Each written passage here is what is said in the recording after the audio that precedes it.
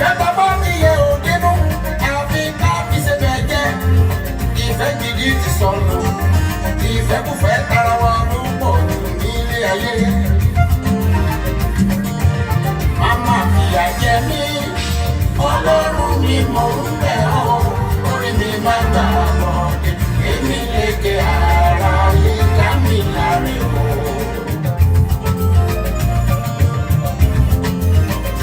Afẹ́fẹ́ láyé, afẹ́fẹ́ láyé, afẹ́fẹ́ láyé. Bìrìbìrìbìrìbìrì láyé.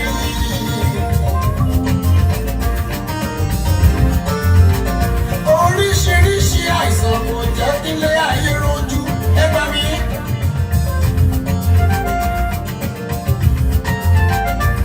Àkọ́wọ́ Elédùmarè tọ́ o, iṣẹ́ ọwọ́ ènìyàn ni.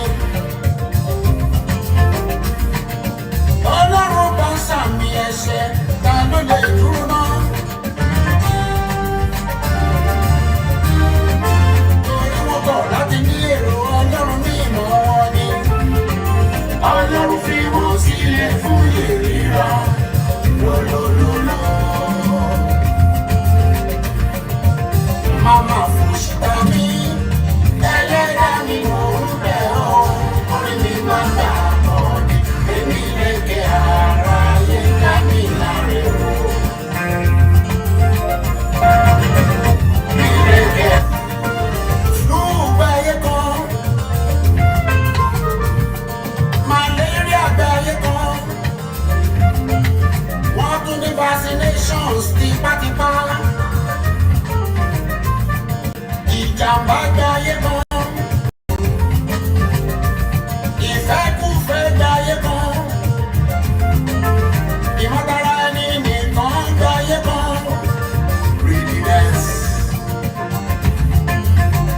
ẹni tó ní nǹkan bí ogún bí ọgbọ̀n tó wá ìgbà.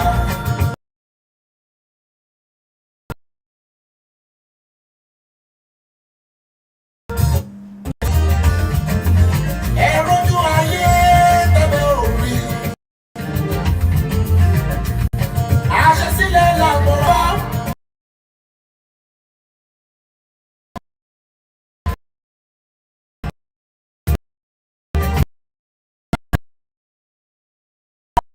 Ilé ayé ṣe rere.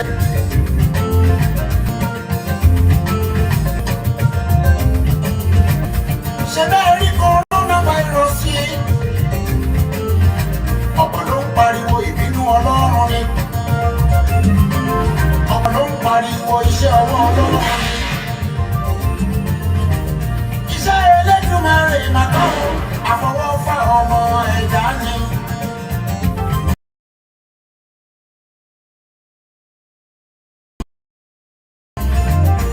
Ọ̀pọ̀ ló ń palẹ̀ ayé lára. Torí wọ́n kọ̀ láti ní èrò Ọlọ́run ní wọn ni. Ọlọ́run fi wọ́n sílẹ̀ fún ìríra.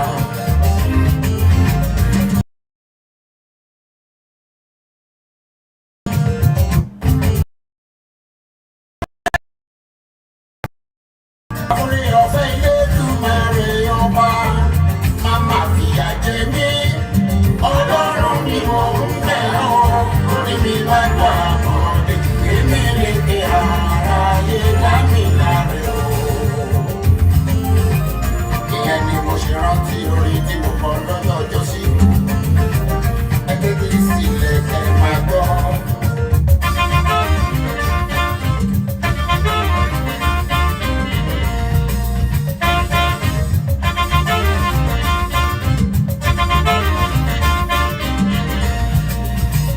Ọbásanjọ́ tó ń sanjọ́,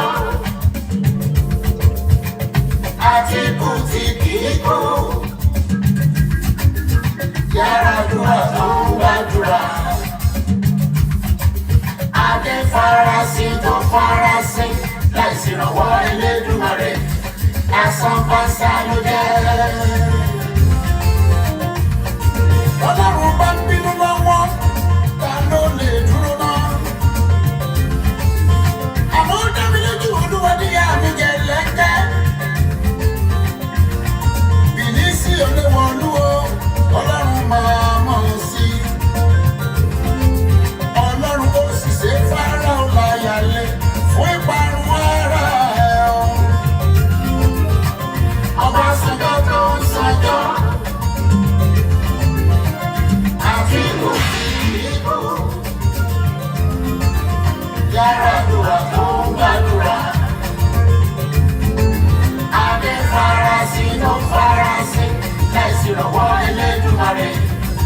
pánsánpánsá ló jẹ́. Ẹ wo àrùn yìí, bó ṣe ń dààmú ọmọdé ló ń dààmú àgbàlagbà. Gbogbo nínú yìí kò mọ àlejò, kò mọ ọmọdé bẹ́ẹ̀ ni kò mọ àgbàlagbà. Kò mọ lọ́wọ́, kò mọ tálákà. Ẹ jẹ́ ká mọ délé ẹni tí ń rẹ̀. Ó pin ayé ò bá ìdè, ikú ló pin rẹ̀ ìdè. Túmùtúmù wa, àwọn yìí náà kú mọ́ òsì. Ẹ jẹ́ ká ṣe rere, ohun tá a bá ṣe sílẹ̀ làbọ̀ wá bá. Màmá fìyà jẹ mí, Ọlọ́run ni mò ń bẹ̀ ọ́.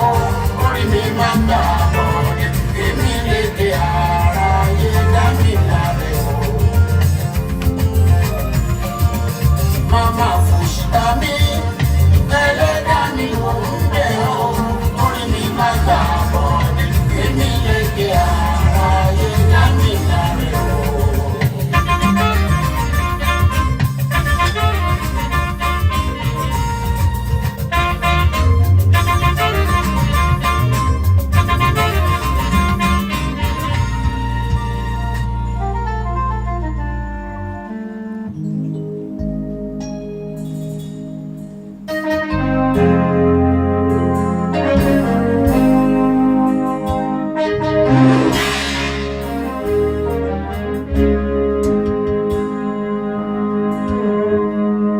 Títí láyọ̀, títí lọ́pẹ́, títí láyọ̀ mi lọ́dọ̀ rẹ ò wá bá. Títí láyọ̀, títí lọ́pẹ́, títí láyọ̀ mi lọ́dọ̀ rẹ ò wá bá.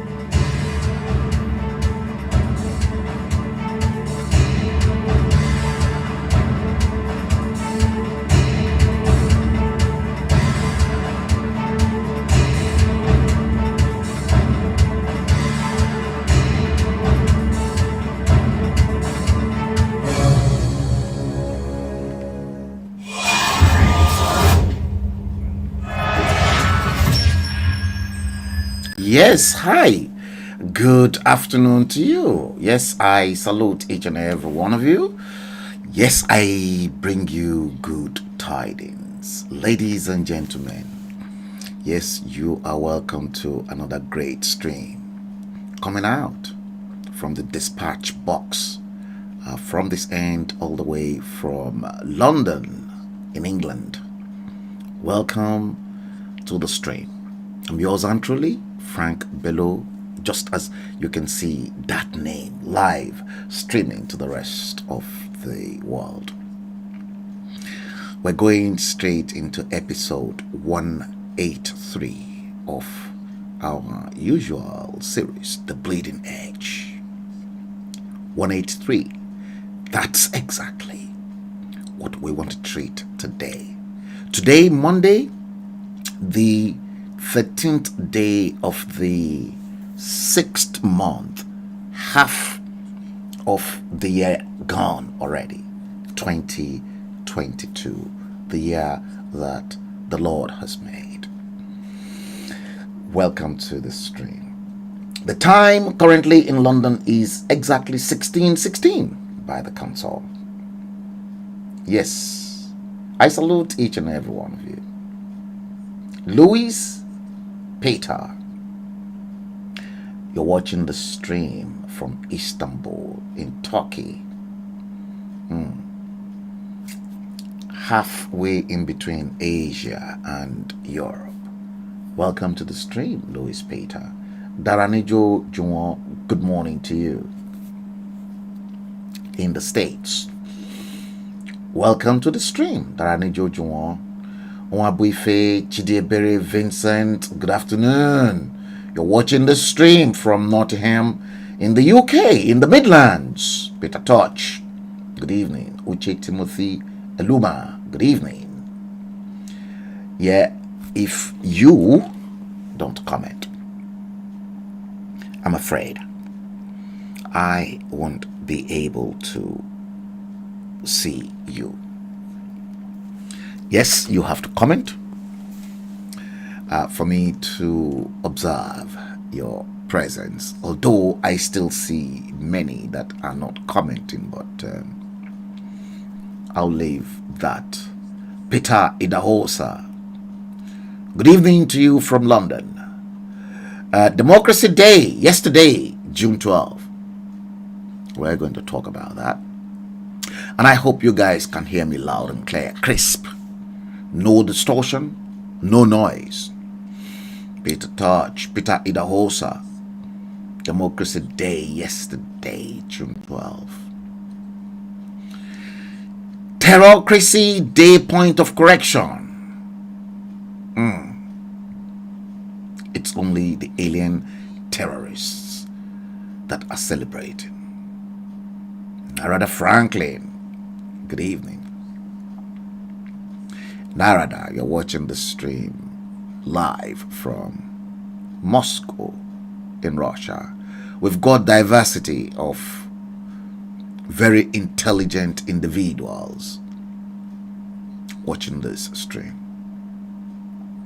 Welcome to this beginning of another week, Monday, the 13th day of the 6th month of June 2022. 16:18 is the time in London.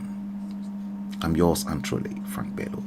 Episode 183 of The Bleeding Edge is what we are going to go into today. If you feel a little bit worried or concerned, you want to voice yourselves, the number to call, you can clearly see it down there. The WhatsApp is equally there. Yes, Daran Jujuan, you said 11:16 a.m. in your location. Thank you for posting that to us online. Guys, 183. Remember I told you the film will begin from next month, July. But before we go into the nitty-gritty of what we have to go into today, Peter Idahosa, you did make mention of Terrorocracy Day, not Democracy Day, as opposed to what they were celebrating. We are going to go. I'm going to touch just a little bit on that. maybe my own views may be pathetic, it may be horrible, and it may not sound very well to some people. Do I really care? No, I don't bother. That never bothered me. That is my own personal opinion, and that's exactly what I want to say in terms of my freedom of expression.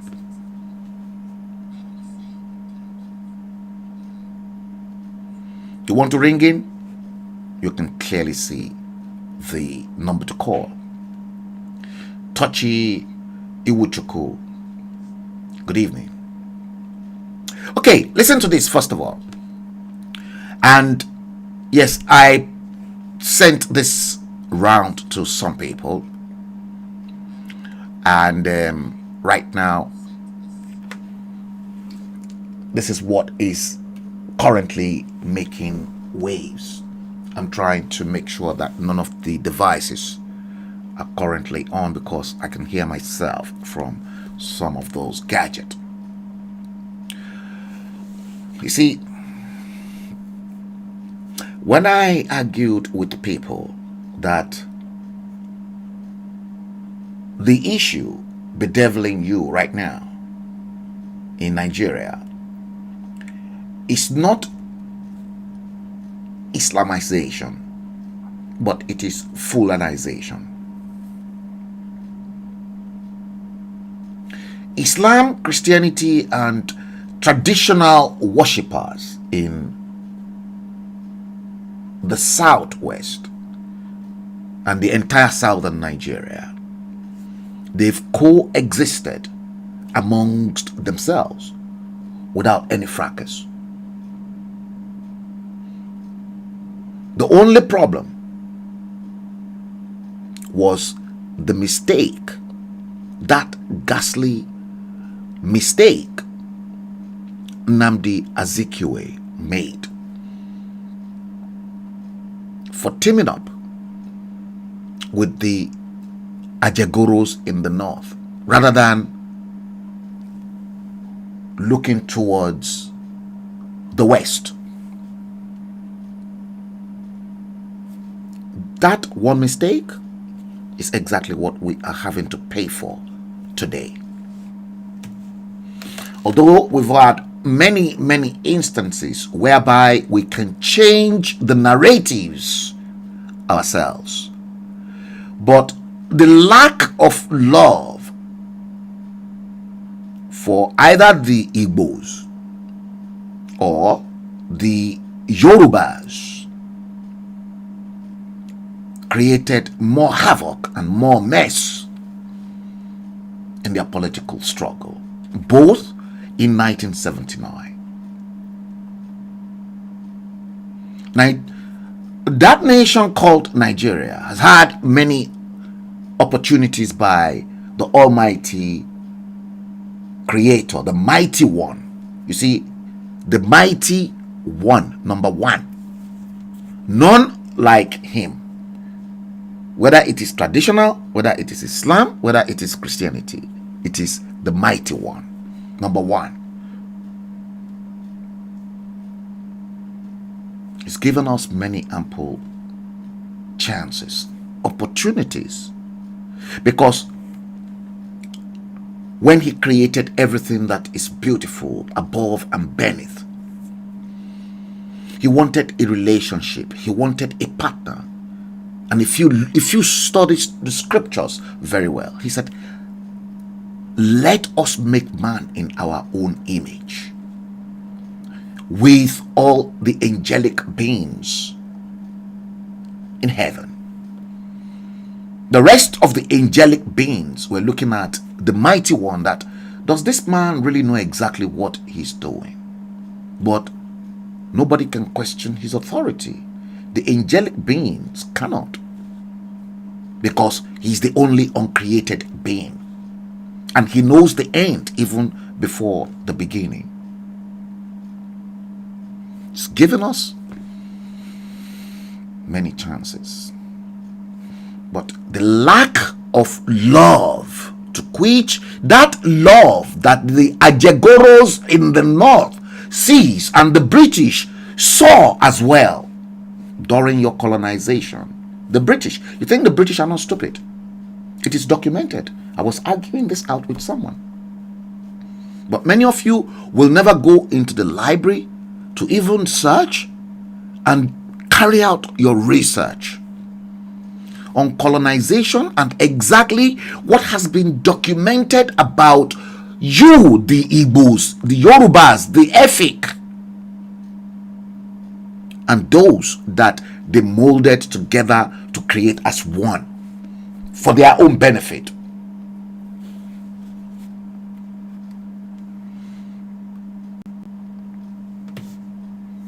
Guys, share this. It's going to be very hot. We're going to go into June 12 and we're going to revisit, guess who? Bola Ahmed Tinubu. A lot of people put calls through to me and I've made my instance known to everyone, including Narada Franklin. For me, I am not interested in any stupid 2023. Either Bola Tinubu or no Bola Tinubu, Atiku or no Atiku. They should just break up that hopeless, nasty piece of a contraption called Nigeria. I'm not interested in any of them. Let the Igbos stay on their own. Let the West stay on their own. Let the Midwest stay on their own. And let the Ajegoros decide whatever they want to do in their Ajegoro land. I'm not interested in any of those piece of trash, piece of shit. They're all piss.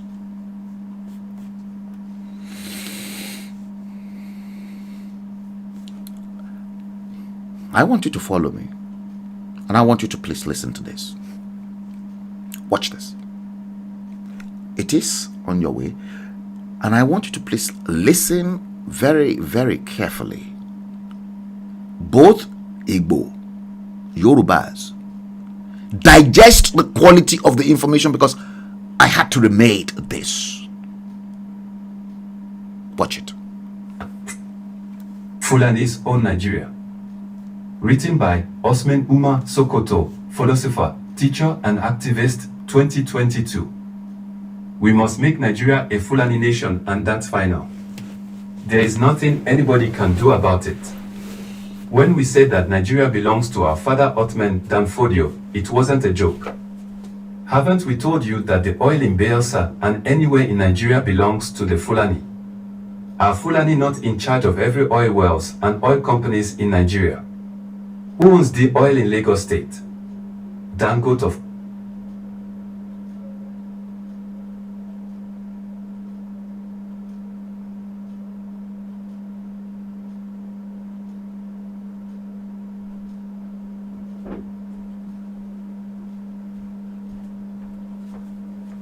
Didn't we tell you that Benue belongs to the Fulani by the right of conquest? Didn't the Fulani become indigenes in Benue and Jos? Soon the Fulani will become governors in those places and our conquering of those places will become complete. Are you still listening to the ranting of that Governor Otten? He is just making noise, seeking sympathy, and fooling his people. He knows he got no balls. He knows he can do nothing. What did he do when we asked that they submit their weapons? Nothing.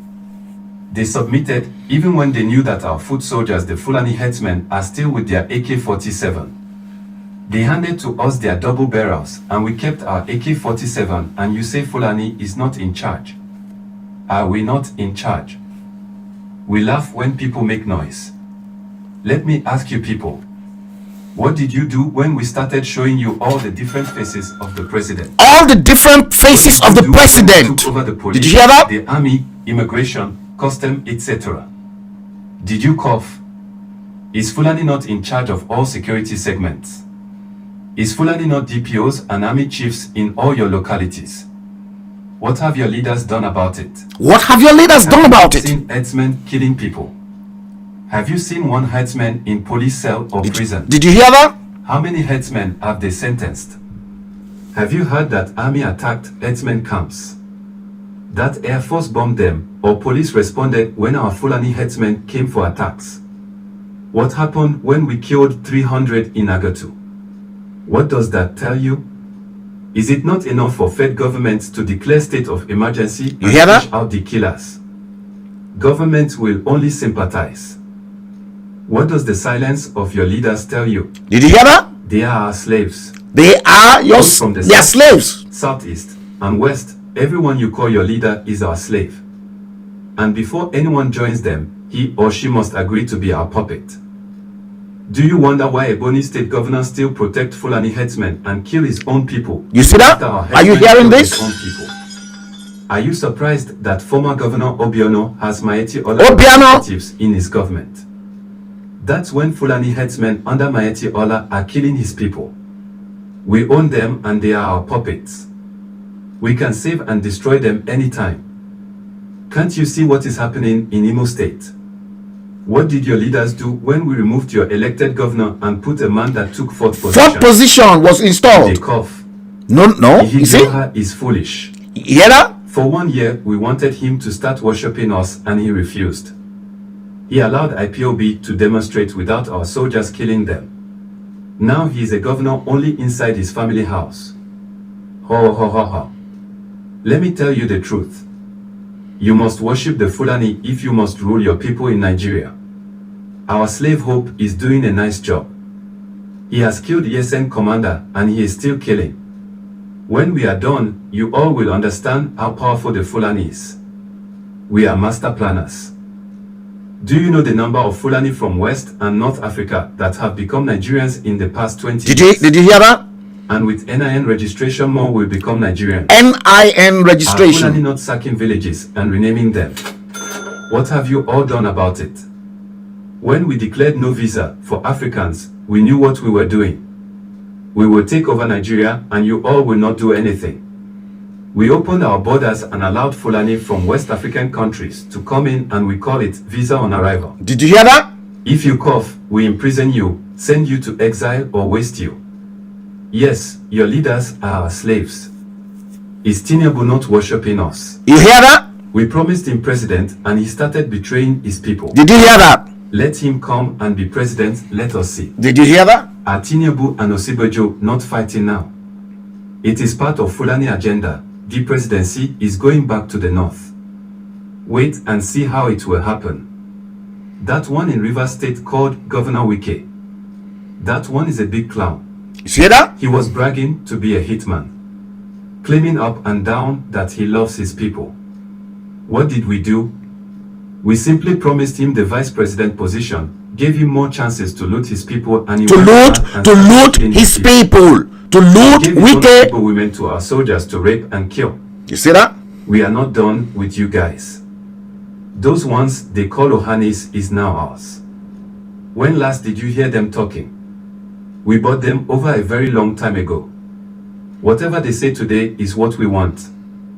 They are now a tool to further Fulani reign. They said that they can't be Islamized and Fulanized, but you can go to Enugu and Ebonyi State and you will understand what we have done. You hear that? West. We are on top of the game. We have already taken Ilorin a long time ago. We have gradually taken lots of places. Didn't we send them to the Benin Republic as refugees? More and more to come. Where are the Afiniferes? Afeniferes. Afeniferes are active. Yeah, okay. Where are the Yoruba Obos? Where are the human rights activists? They are all silenced and caged. The only obstacle along our way is that one calling himself Motsi Nnamdi Kanu and IPOB. But we will deal with them. We will use his own people to deal with him. They said they will use his own people and they've started already. Didn't we get his people to proscribe his group even when they killed no one? Didn't his governor support Operation You see that? Dance that helped us kill If the more than people 200 betrayed of their Nnamdi tributes? Kanu, If you doubt it, then tell one leader in Southeast that condemned the killing, if not that stupid. Igbo people handed Nnamdi Kanu over to Abuja among his people to write against him. We have successfully brought some people around him over using their own Eastern leaders. But in their foolishness, they never knew it was the Fulani that sent their own people to buy them over. Did you hear that? Is his former ally and deputy not today against him? What did you think happened if not the power of the Fulani? We are getting closer, and we got no much time. Quran must be dipped into the Atlantic Ocean. And that's final. Islam is spreading fast, and many Christians are converting to Islam. Where are the pastors that can talk? They are after their own selfish interest. Nigeria is a Fulani inheritance.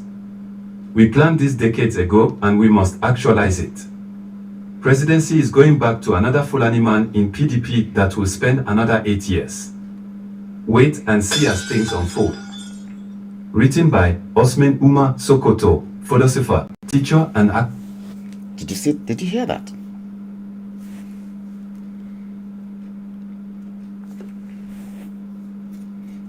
Did you hear that? Alaja Lola, good evening. Peter Idahosa. Yeti Queen, good evening. Sylvanos Sly, good evening. Alajare Mosholade Alakufo, good evening. Ade Shomoju Akimboye, good evening. I will acknowledge those that pass comment. In case you feel a little bit agitated and you want to make your contribution, the number to call is there. It's going to be ruthless today. It's going to be nasty. And I mean it. Share the stream now.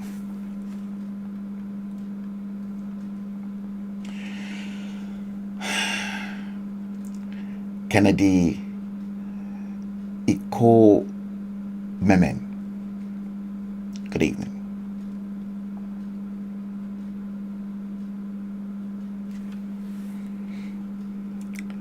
See, many of you now see what I have seen over a few decades now. And I have been campaigning ruthlessly that Nigeria is not workable. My campaign to buttress my argument that Nigeria is unworkable was intensified when the fraud called Nigeria became apparent to me with my closeness to some of them in the north. Donald Onwara, good evening. Did you hear what that guy said? Okay, I'm going to take you through something. What I'm going to take you through today, many of you did realize that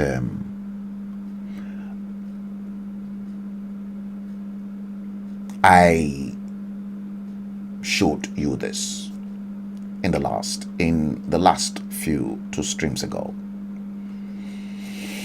Let's go through this once again. This one.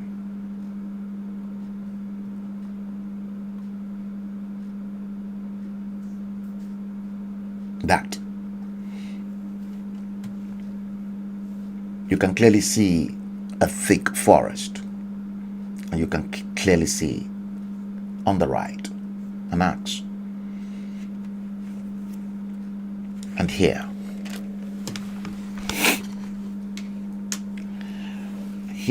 in this next slide,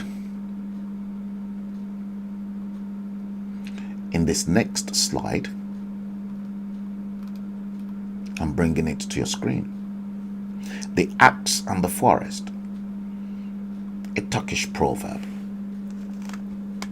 You can clearly see the forest, according to that Turkish proverb, was shrinking, but the trees kept voting for the axe, for the axe was clever and convinced the trees that because his handle was made of wood, he was one of them.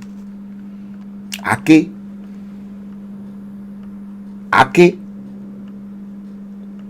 ó sọ fún ìjìjì igbó wípé ara yín lèmi náà jẹ́, torí pé kí ni igi ni wọ́n fi ṣe orí fún mi àbí bọ́dì, pé orí yẹn kan ní àáké, bọ́dì mi igi ni, ara yín mo jẹ́. That because his handle was made of wood, he was one of them.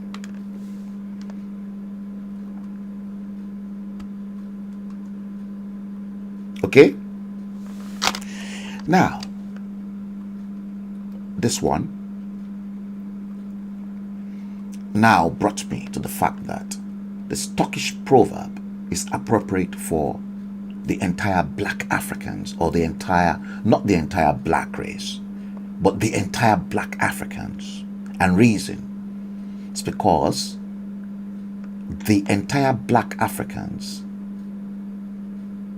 cannot reason beyond any point that will shape up their lives positively. We support, you see, the black people will rather support those hopeless tats that continue to destroy them, because those that destroy them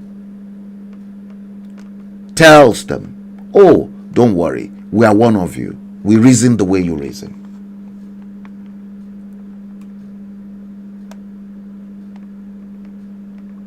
That is the problem in 369. 369. 3 completed cycles of 20 years each lasting 20 years, 1959 to 2019, 60 years of misery on a country located on a location 9.0820 degrees north and 8.6753 degrees east, 8.69.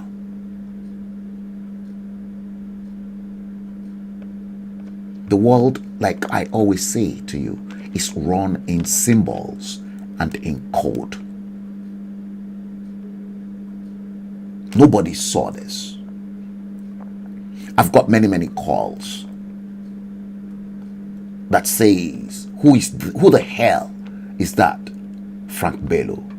Listen, this is the whole lot. 1960 to 2022, 62 years after independence. Nothing to show for it other than complete misery.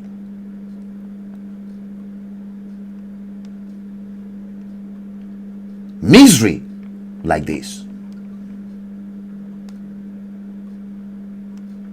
Like this. Like this.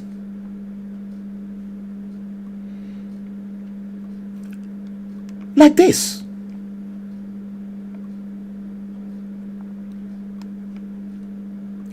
Like this one. Good luck Ebele Jonathan's period. It's unending. That's what they've given you in 62 years. And somebody is still telling you, oh, your country called Nigeria is far more secured than the way he met it. And you've got some morons still wanting to go for presidency rather than say the truth, to say, look, this thing is not working, let's go our separate ways. And I'm going to break it for you. Listen to this. They subject you to this kind of thing. Look, the bomb. Remember the bomb that went off? And they keep denying. This was just this year. This year. And these are the gory pictures that's rotten my brain. That's given me a real cause for concern. And then you get people like this. Atiku Abubakar especially, and Bola Ahmed Tinubu, displaying money in dollars by trying to buy delegates and trying to buy votes. Despite the fact that this same man in 1997, 13th of April 1997, in Sunday politics of this day, made it known he doesn't believe in one Nigeria. It's going to haunt him, and I'll explain why this will hunt him down.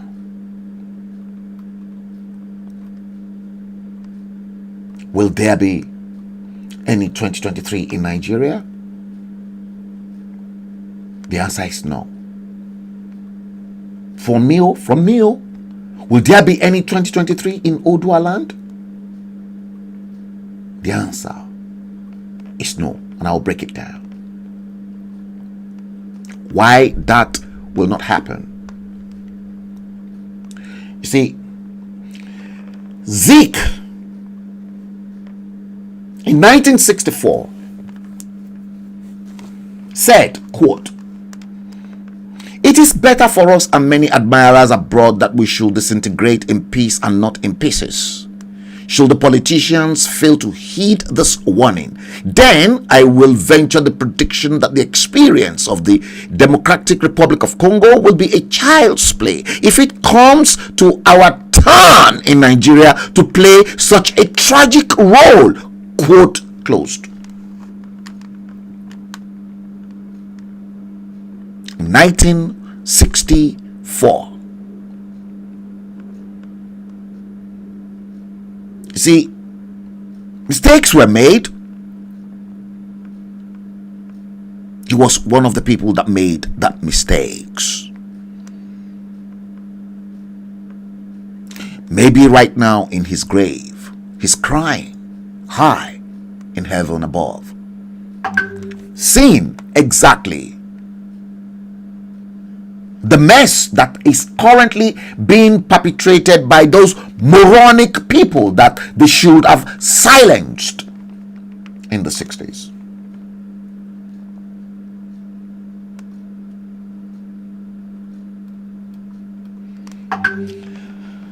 I'm sorry to have to tell you, and I'm going to take you through this. This was first in circulation. We've gone through that. That text message that went viral, to which Bola Tinubu said, "I will sink Nigeria. I will open up who really rules Nigeria. I will tell Nigerians who gave the orders to shoot at Lekki Tollgate. I will make Nigerians to understand that Boko Haram former leader is still alive and somewhere in Asorok." Next one, the same phone. I shut them up. "I will open up who sent Fulani to kill worshippers at our last Sunday. I will make sure this election doesn't hold if I don't win the APC ticket. A man from Sudan can't detect for Nigeria. His work in Asorok has ended. He should allow the real owners of Nigeria to decide. We paid him for his job and it has ended." Guess what?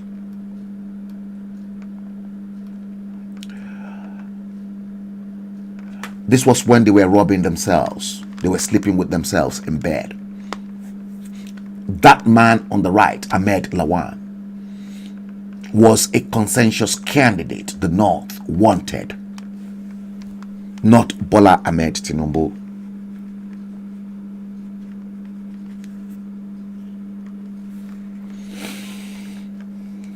other than the fact that I spelt it out to a very good friend of mine. He's very close to Bola Ahmed Tinubu, that he's not going to go anywhere, because being a Muslim in the South eliminated him.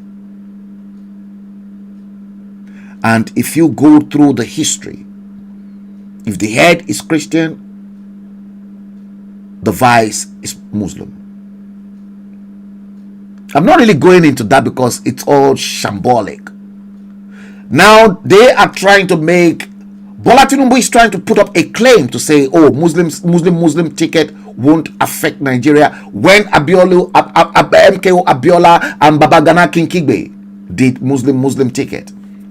They lied to him. He took this picture, and I tell you what, dollars exchanged hands. I'm still coming back there. But Ahmed Lawan, Senate President, was the one that they wanted. I'm on a live stream, Banky. Hey. Yeah. Yeah. Sorry about that. Yes.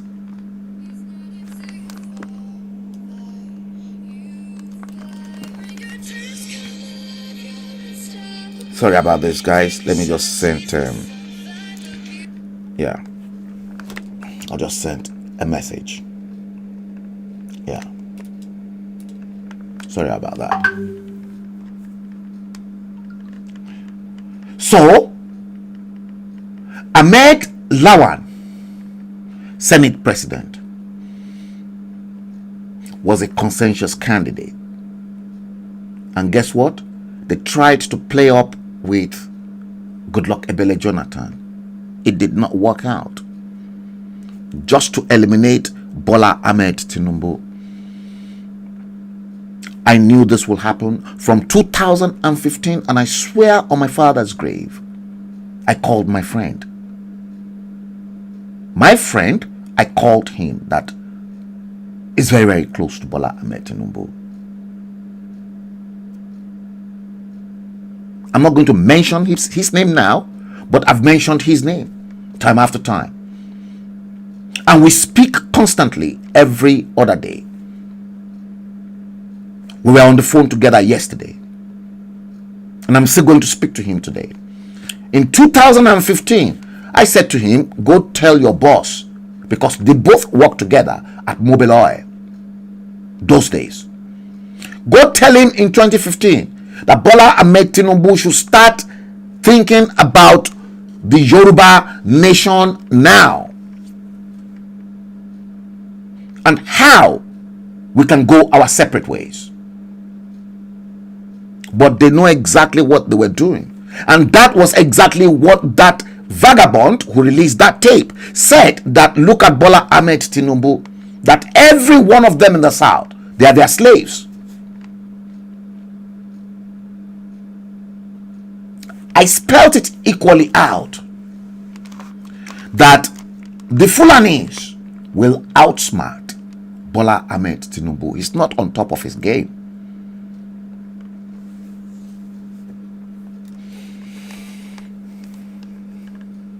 He's not.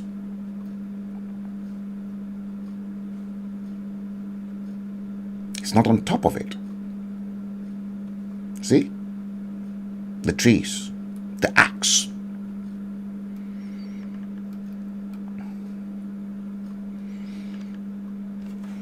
Yes.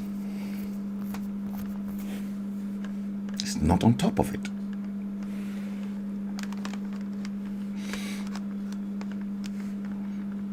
Now, this same guy said to you that, are you not stupid, you Southerners? That can't you see the different faces of Muhammadu Buhari they are presenting to you in public? This goes for you, Alhaji Aremosholade Alakufo, Esther Iwetuga. Good evening, madam. John Uwuji, Work hard. Good evening.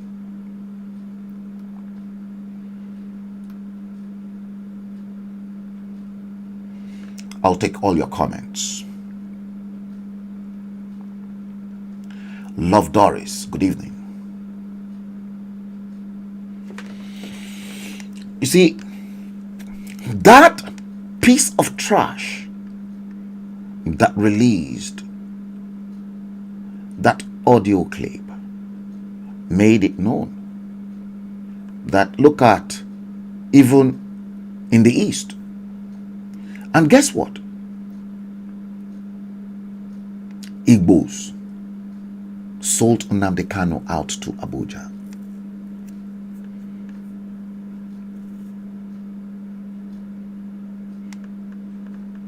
Bola Tinubu sold the Southwest to the Fulanis. And Bola Tinubu and all the power brokers, knowing fully well that they know the game they are playing, they kept their mouth shut. They know that Muhammadu Buhari was long gone and was long buried in Saudi Arabia.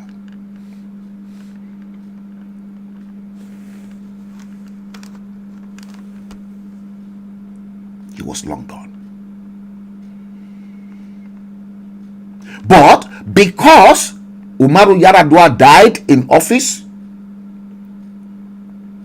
and Goodluck Ebele Jonathan completed the north section of that PDP gentleman agreement, and then went on for another election to which he won. Then they had to stop him in 2015.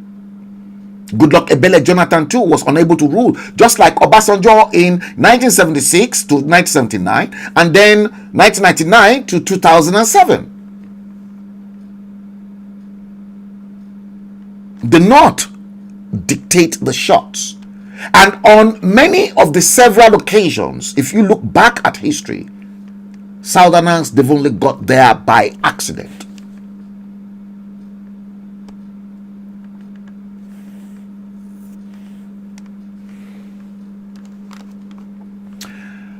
You see, let me show you this. Apart from that tape that you've just heard. And I'll tell you exactly what's going to happen. Now, let me do this. I'm not, you see, I'm going to take you through NPO, a news website, so that you don't think I am making up things right at the top of my head. I'm not making up things right at the top of my head. I want to prove things to you intelligently, in a clear frame of mind, so that they know. Now, let me do this. I'm going to show you this.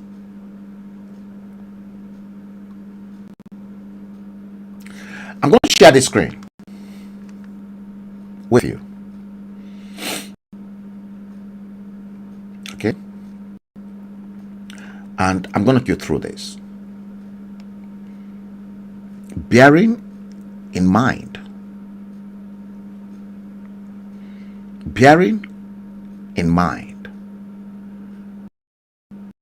what really transpired in that text message that you read.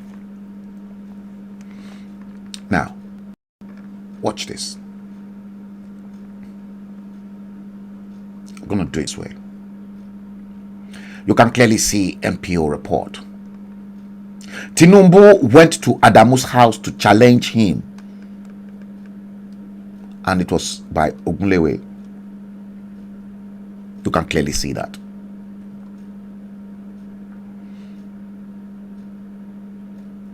That's the picture of the man who made the statement. You are looking at this directly from this news feed.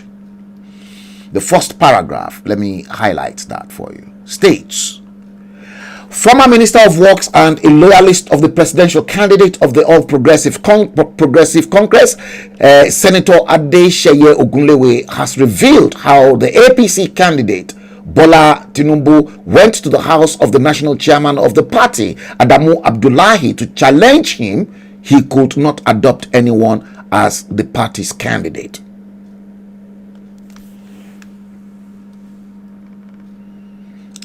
Second paragraph. Speaking on a live television program on Arise on Saturday gone. You remember the primaries was on Friday. Ogunlewe said Tinubu is too smart to be outwitted by anyone. Wait and see what's going to happen. And I will break this down. He said after Adamu announced the Senate President Ahmed Lawan as the party's consensus candidate, Tinubu went to meet him in his house and say he could not do that. Why could he not do that? Saying that Adamu was confused with Tinubu's unexpected visit. Ogunlewe said he tried to explain himself, that is, Adamu tried to explain himself, but Tinubu's insistence of proceeding to the field to slug it out with other contestants demobilized him. That was Adamu, the chairman. Now, in this next one, he said, he went to meet Adamu in his house. That is Tinubu for you. Saying that it will have been a great miscalculation on the part of the APC. I want you to please look at this statement. A great miscalculation on the part of the APC to adopt any candidate. Ogunlewe said the APC is too big for anyone to micromanage its affairs. A great miscalculation on the part of the APC. Okay? And if we go back, let me stop this for a while. If we now go back to this one, you can now see clearly when he was particularly, when Tinubu was agitated. When he was agitated, and that was when that text message. It was a group, you can see everything because this was taken directly. I will sink Nigeria. I will open up who really rules Nigeria. Adamu, knowing fully well, that text message is gone out and it was causing friction. A day or two before he went to Adamu Abdullahi, the APC chairman, they were already shitting in their pants.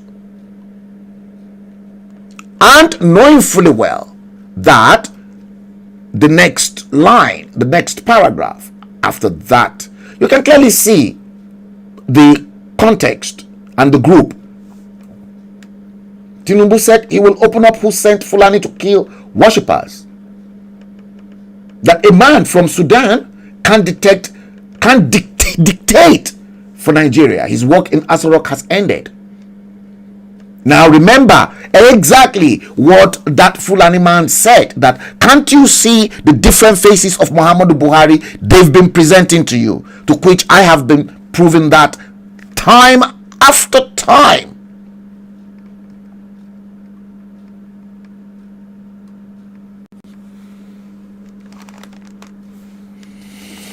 No one is more hated than he that speaks the truth.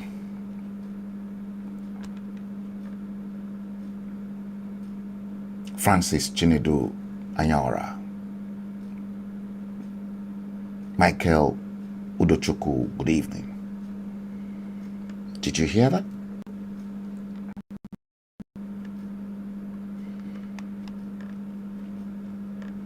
many of you don't see. Many of you don't reason the way I reason, and many don't think the way I think. Okay, I'm not done yet. Let me show you this.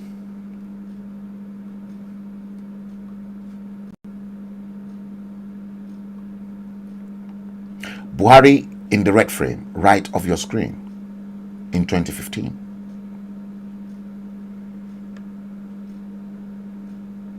In 2015. Buhari 2018.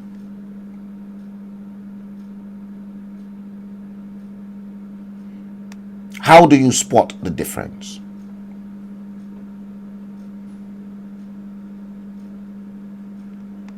Check the cheekbone.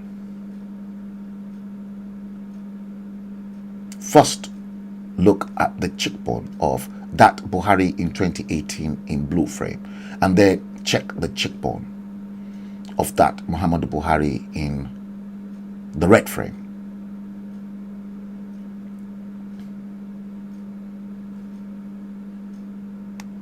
That's the first line of action. And then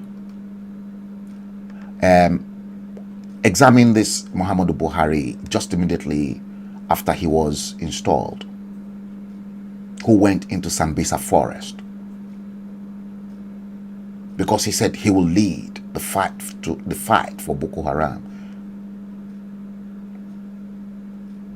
And then the Muhammadu Buhari that was looking a lot more younger after the real one died. Look at that one in white. My intel source told me that one has been killed anyway. It's been executed, shot.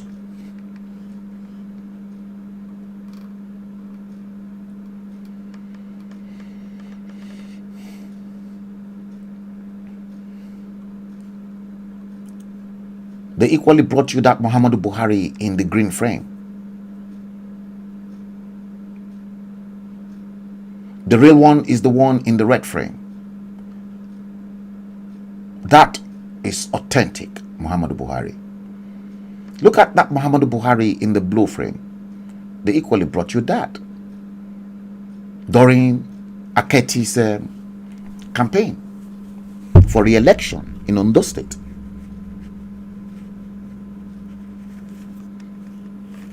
Now look at the Muhammadu Buhari in the green frame and the Muhammadu Buhari in the blue frame. What can you see?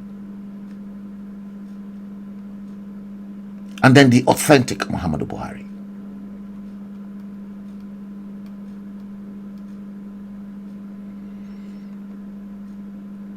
It's going to get worse.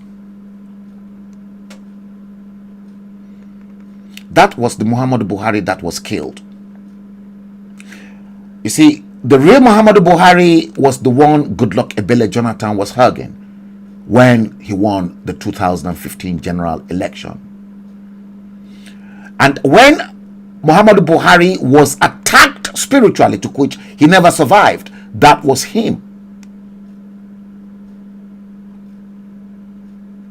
That Muhammadu Buhari that you are looking in front of your screen using a mobile phone, I gathered, has been killed in Somalia, and he was killed with the man that recruited him. And then the person acting the script of the latest Muhammadu Buhari is that one on the right, called Yusuf Mohammed, as I gathered from my intel source.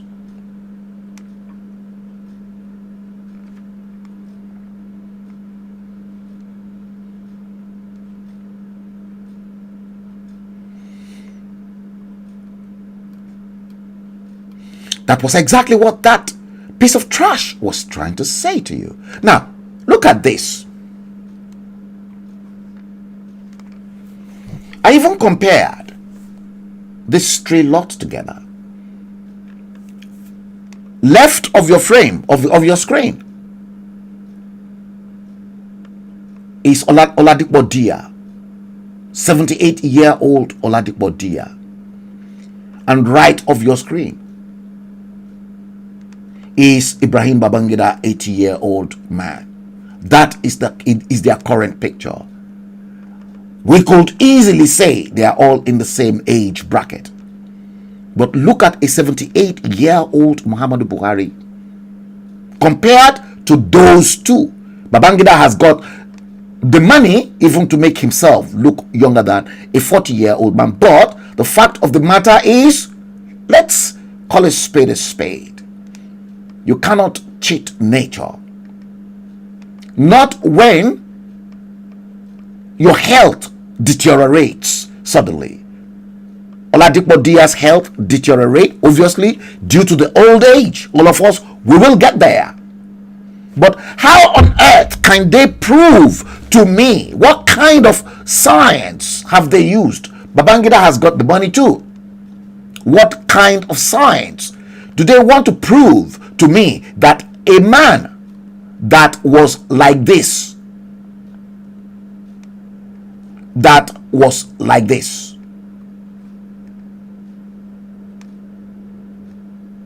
when he was ill,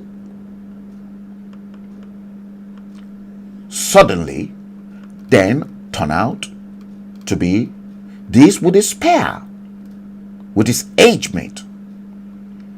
They are all age mate.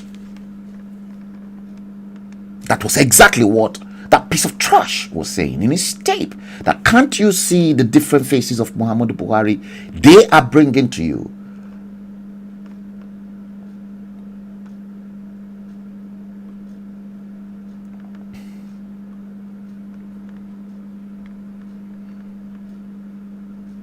Let me see if I can play something for you, and you honestly tell me if it is. I think I saw that sometime yesterday. I think I know where it is.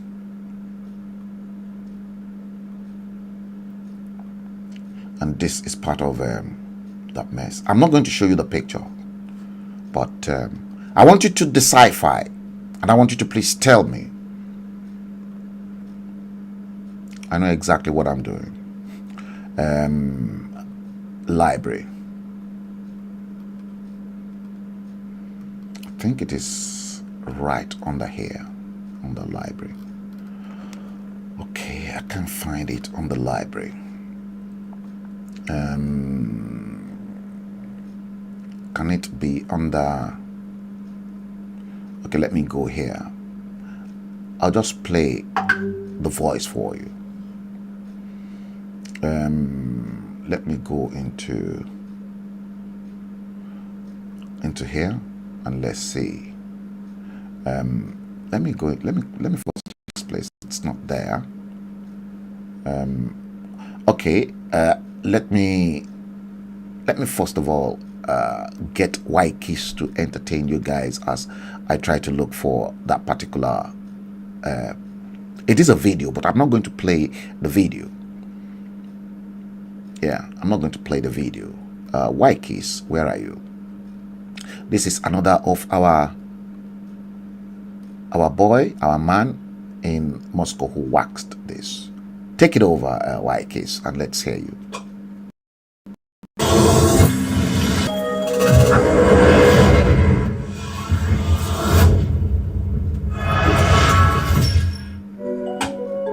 Yeah, G.O.D.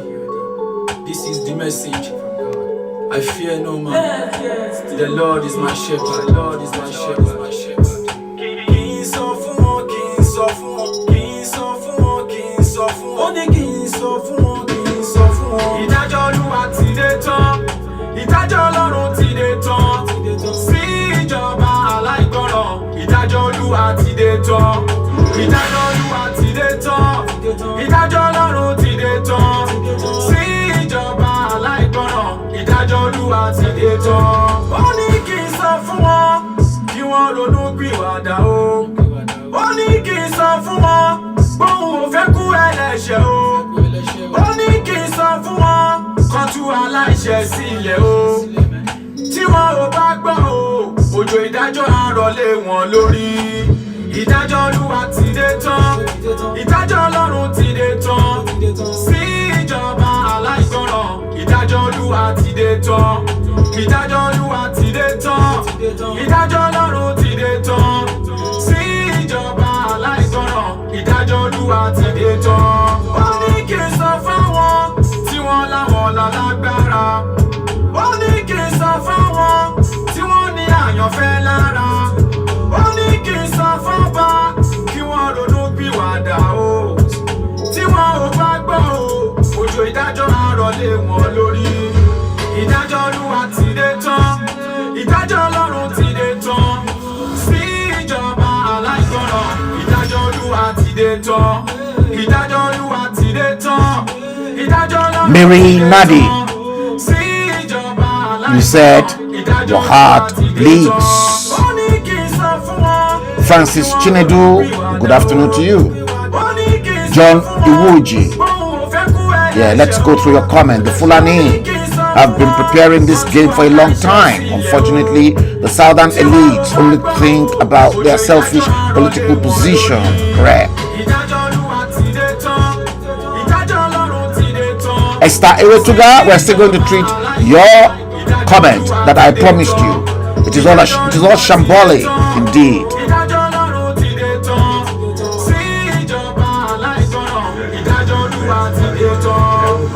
Look at Aka Diski made this available during his roadshow. 63 years, almost, well, 62 years, let's be precise, of independence. Lagos, Ikorodu town.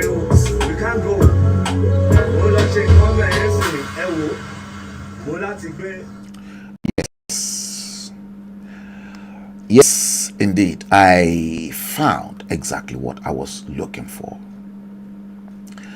Ade Cripsey, welcome to the stream. Yes, Esther Ewetuga, once again, you post. Have you guys shared it? Absolutely enough of these Fulanese. Yes, I read that. Mary Nadi, you said, Mr. Frank, my question to you is: British government involved in finishing us? That is a very good question, but perhaps I will deal with that later on with you. Narada Franklin, what have you got to say to us? There is an overwhelming disparity in the different body doubles used and flaunted as Buhari. Shame on Nigerians. Okay, now I want you to listen to this, and I want you to please honestly tell me. You clearly saw the Muhammadu Buhari that they used at the primaries. Now I want you to please listen to this this tape.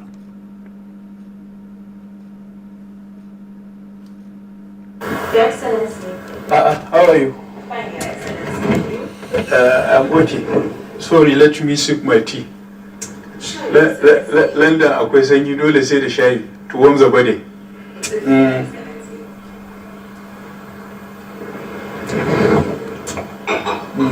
Thank you.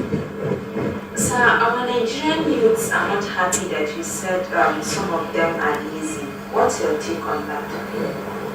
So I shouldn't say what I said. Yes, Your Excellency. Anche.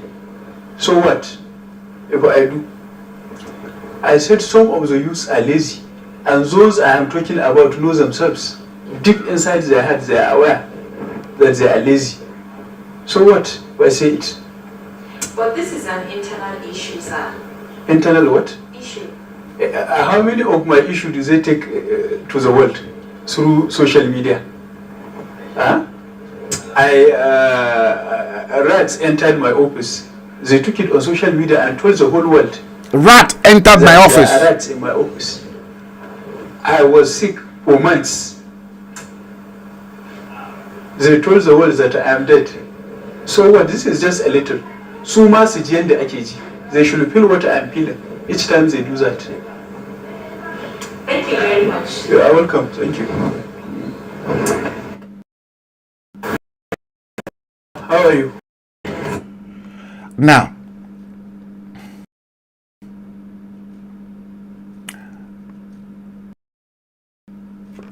I want some of you to Muhammadu Buhari. Is that the voice? That's why I refuse to show you a chart. Yeah. Adekrepse, the guy in the audio is a comedian that mimics Bobo. Yes. And he lives large in Maitama and he's under protection 24/7 because they use him as well when they feed. Now, how many of you have heard of AI technology, artificial intelligence technology? How many of you? Yes, the Chinese are using the artificial intelligence to fool every one of you around. The Chinese, they've perfected everything that they have to say. So if you think it is Muhammadu Buhari that is talking, it is not Muhammadu Buhari that is talking. I've watched AI, artificial intelligence technology in vogue when they mimic Barack Obama.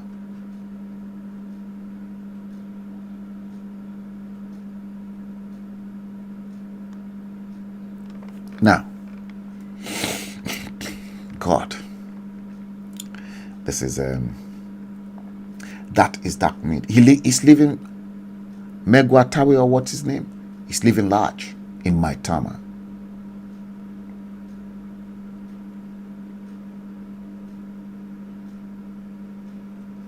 They even flaunted it to your face. Sometimes both of them will meet and Buhari will be sitting and he'll be mimicking Buhari, and then guess what? Security guards will be behind him all over.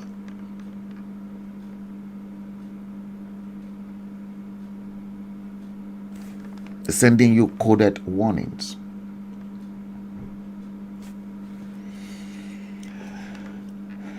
Coded warnings. Okay, now let me quickly make this known to each and every one of you. You see, Ghana, they've gone into space. Are you listening? Ghana, next door neighbor, they've gone into space. And how much does this space station cost Ghana? $50,000.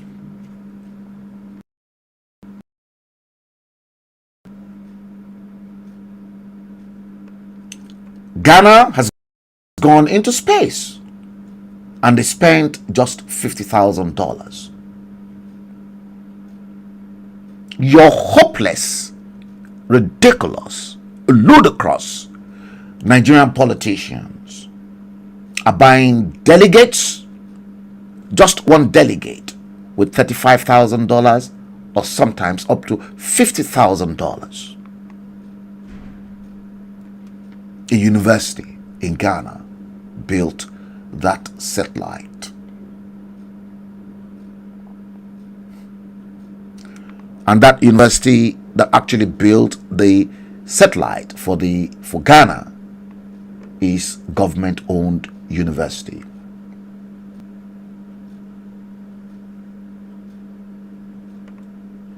The government of Ghana owned university, not private university. Government-owned universities in Nigeria are under lock and keys. But your hopeless, nasty politicians that continue to deforest you with their axe, with their ake, they keep splashing $35,000, $50,000 on each delegate. And they claim, you claim, many people are claiming, Nigeria will be great again. You are wasting your time. Nigeria can never be great. the greatness of that nation was pre-independence, when Saudi royal families will travel all the way from Saudi Arabia to come take treatments from the University College Hospital in Ibadan.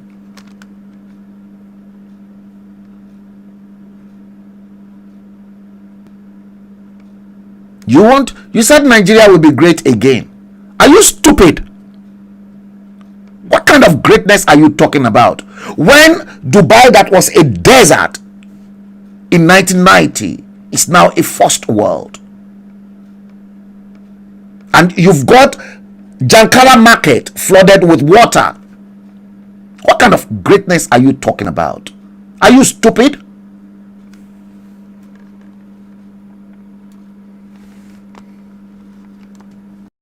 What type of greatness are you people talking to me about? You must be stupid.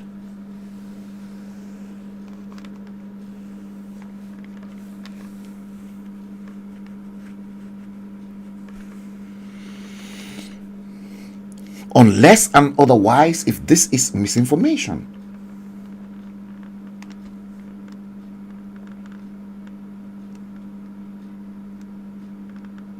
You that call yourself a Dex Legacy, you said this man, you get problems. You are crazy. If that is your real name, Ogunlakaye ló ma pa ẹ́. Àfi tó bá ní wọnú mọ́tò, Ogunlakaye ló ma pa ẹ́. Àfi tó bá jẹ́ pé kò ń ṣe Ògún ló fi ń wo show tó fi ń wo yìí. Gbogbo gadget tó bá jẹ́ pé mobile phone ló ti fi ń wo, Ògún ló ń ṣiṣẹ́ ń bẹ̀. Ògún yẹn ló ma pa ẹ́. Ká dá fún yàrá ya bàbá ẹ̀. Goodbye.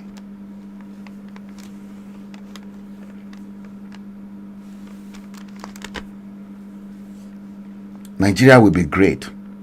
Great in my foot. Great in my bollocks.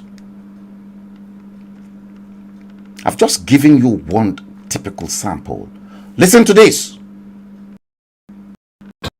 Ghana has launched its first satellite into space. It was sent into orbit today. The International Space Center engineers from the All Nations University in Koforidua, who designed it, will receive the first signal from GhanaSat-1. The BBC's Thomas Nadi watched its launch with the development team. The engineers who built the first Ghana satellite, GhanaSat-1, watched live pictures from the International Space Station as it was launched into its orbit 400 kilometers above the Earth. 100 at the auditorium of the All 400 kilometers above the Earth. Cheered at the moment it was released. Shortly afterwards, the engineers received the first signal from GhanaSat-1. It's a culmination of a 2-year project with the Japanese Technology Institute at the cost of $50,000. The satellite will accomplish many things, including collecting data to resource space and science technology. Collecting data. Dr. Richard Damwa is the project coordinator. The idea with this satellite is to use the onboard camera to monitor the coastal lines of the country. Did you hear that? And also to show the up-and-coming generation that this is a capability that we are developing. The people they are developing. They're not going backwards. Very happy. It's a historic moment for Ghana, you know, the first time they're actually going into space, and this is going to bring about so much development to the country. I'm very happy and excited. Can you hear that? Make history, All Nations University College. In fact, All Nations University College in Ghana. African man, this is capable of doing his own thing. Ghana's government was quick to congratulate the university for its significant achievement. Thomas Nadi, BBC News, in Ghana's eastern region. Thank you. Did you hear that? But in your shithole country, your Damboroba shithole country, this is what they continue to give you lot. Let me see if I can bring that in. Let me see. I think in 2023, this is what they're giving you. Let me try and bring that in. Yeah, I think it should. I should still have it here. Look at. They give you. Watch this.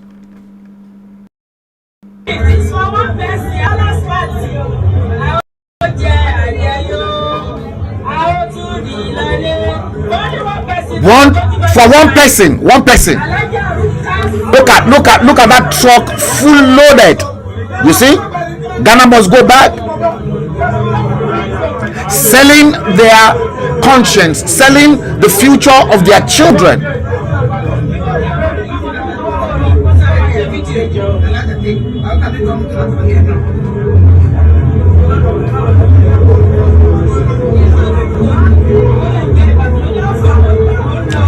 $2023. This is, you see, money loaded, full of that. Each person will go away with that.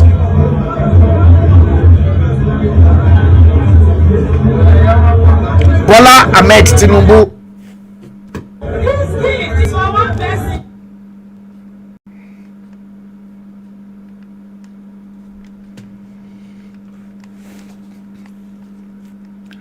And they've got the gut, the heart to record it and then send out. For every action, there's a reaction. They are on record. Tomorrow, those same people will now turn to in the diaspora to come and help them because they don't have the money to go into operation. And they will start begging you.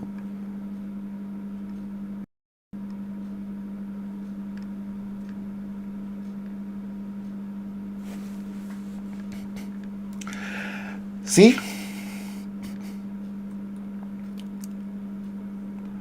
What will happen? Let me tell you.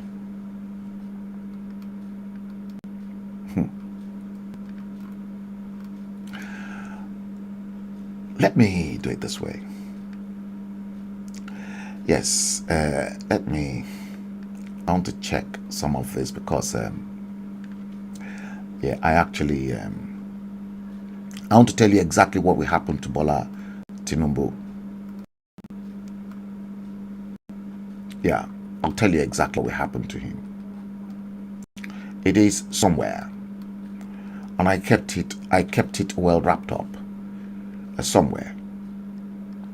See, Christian Association of Nigeria wants Tinubu Buhari's party APC Muslim ticket will set Nigerians against each other. Muslim ticket. I spelt this out to my friend. I said, being a Muslim from the south, number one, is going to work against Bola Ahmed Tinubu. And guess who I believe they said Bola Ahmed Tinubu is looking to name as a running mate? Either El Rufai or Lalong. And guess what? All those that actually were in APC, they've started decamping from APC to PDP. And remember exactly what that piece of trash said in that tape. That whether you like it or not, Atiku will become president. That is if there is any elections.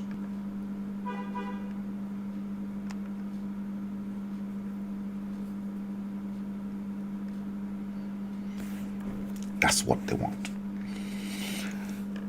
You see, they're already moving bit by bit from APC to PDP.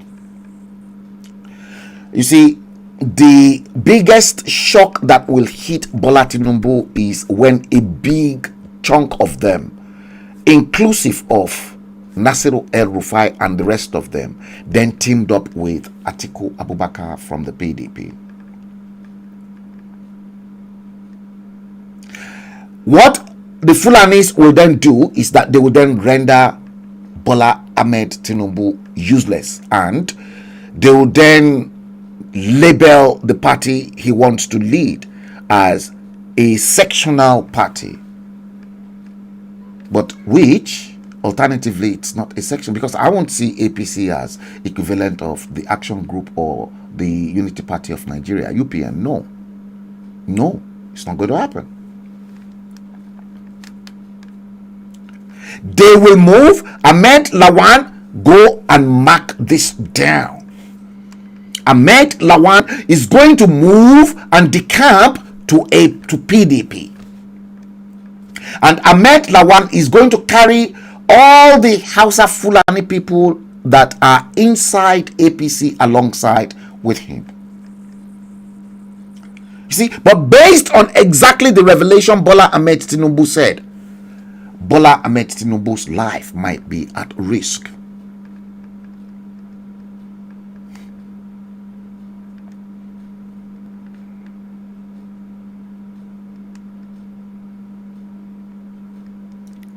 Thank you, John Iwuji.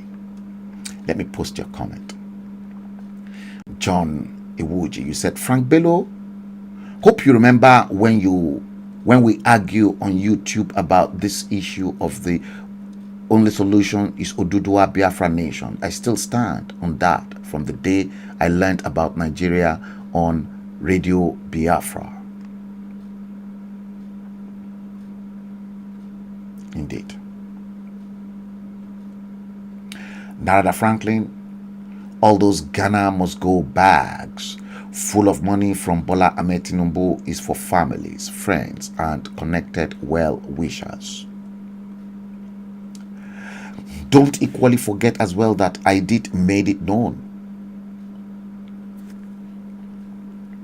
last year, January 2021, that if we make any silly mistakes, the politicians are watching, and those that they will use in the diaspora that they had money on their heads from social media, they've already penned them down, minus myself.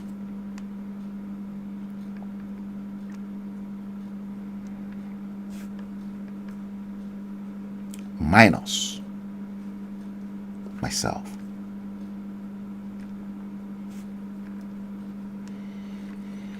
Yes. Exodus of movement. You're going to witness very soon. Now, maybe you guys don't know. Let me quickly remind you that for every Nigerian living inside Nigeria, for those of you who still believe in that nation called Nigeria, let me tell you exactly how much each and every one of you owe. And you can clearly see some people collecting bags. Ghana must go bags full of naira. Now, let me tell you, your country is currently owing 41.60 trillion naira as foreign debts. So, looking at your population in Nigeria, each and every Nigeria, you are owing 200,000 naira. That is how much you guys are owing. Atiku has got a problem. Just like Bola Ahmed Tinubu has got problems, so also Atiku has got problems. Bola Tinubu, because let me tell you, Nasiru El-Rufai will tell you he won't form any alliance with a drug dealer and a fraudster.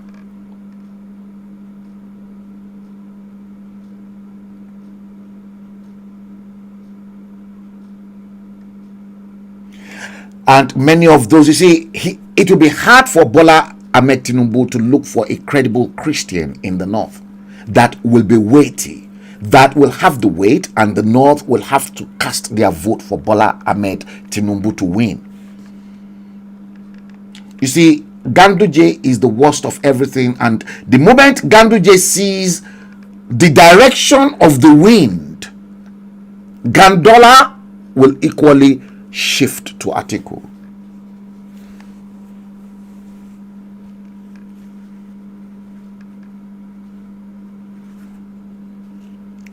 Go and mark my word. He will struggle. He's gone to Babagana Kinkigbe, and they are all at the universe deceive. They are deceiving him. He's not being put to himself because they know he's already sold the Southwest to them. You see, and for Atiku is not interested in coming to the Southwest. He's only interested in the Southeast. He had already written a letter to Dr. Ngozi Okonjo-Iweala to come and be his running mate. Clever woman. She blatantly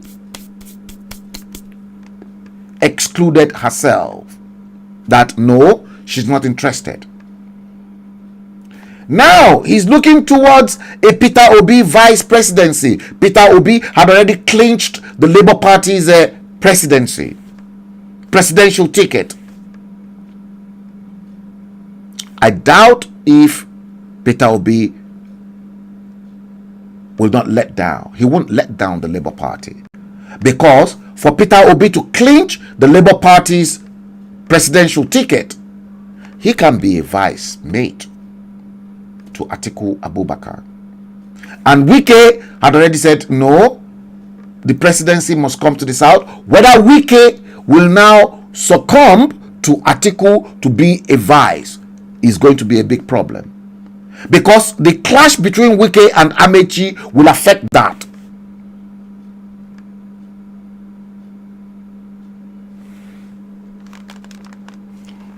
Thank you, Esther. Madam Esther Ewetuga. Absolutely right. I'm always on point. Tinubu has got problem. Atiku has got problem. Even though all the northern Fulani in APC will decamp to Atiku, Atiku is going to have problem.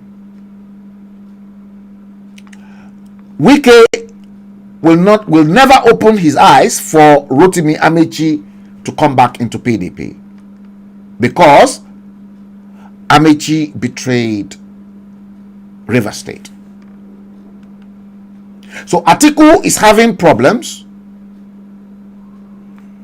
in having to deal with the South as well.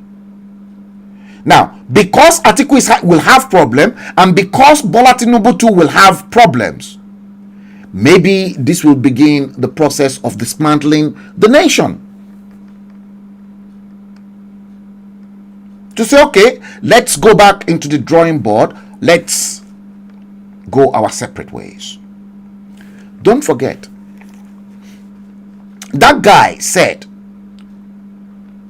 that guy in the tape said emphatically that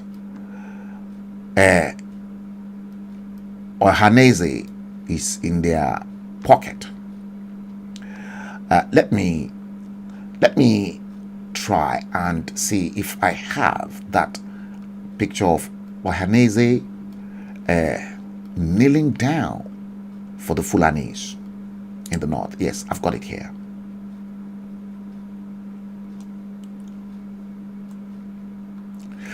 Look at Eze Nwachukwu kneeling down for Sultan of Sokoto. That guy was right. A whole Eze, a king.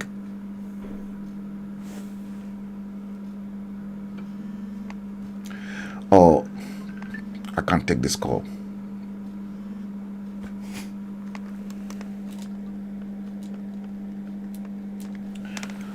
Anytime I stream, that's when the scholar call.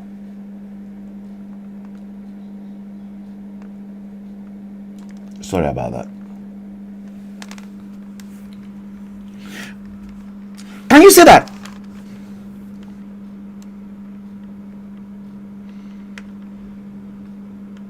Classic, isn't it? That's exactly what that guy was saying.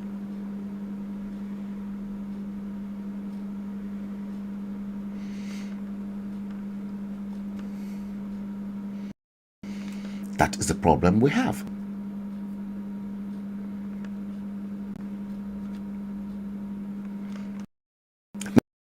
Benefit of those of you who are just joining us on the stream, let's listen to this tape once again.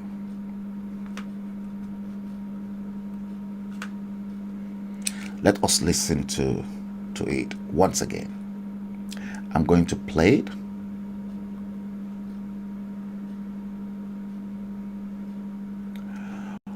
Let me remove that and let me bring that tape in once again. It is not here.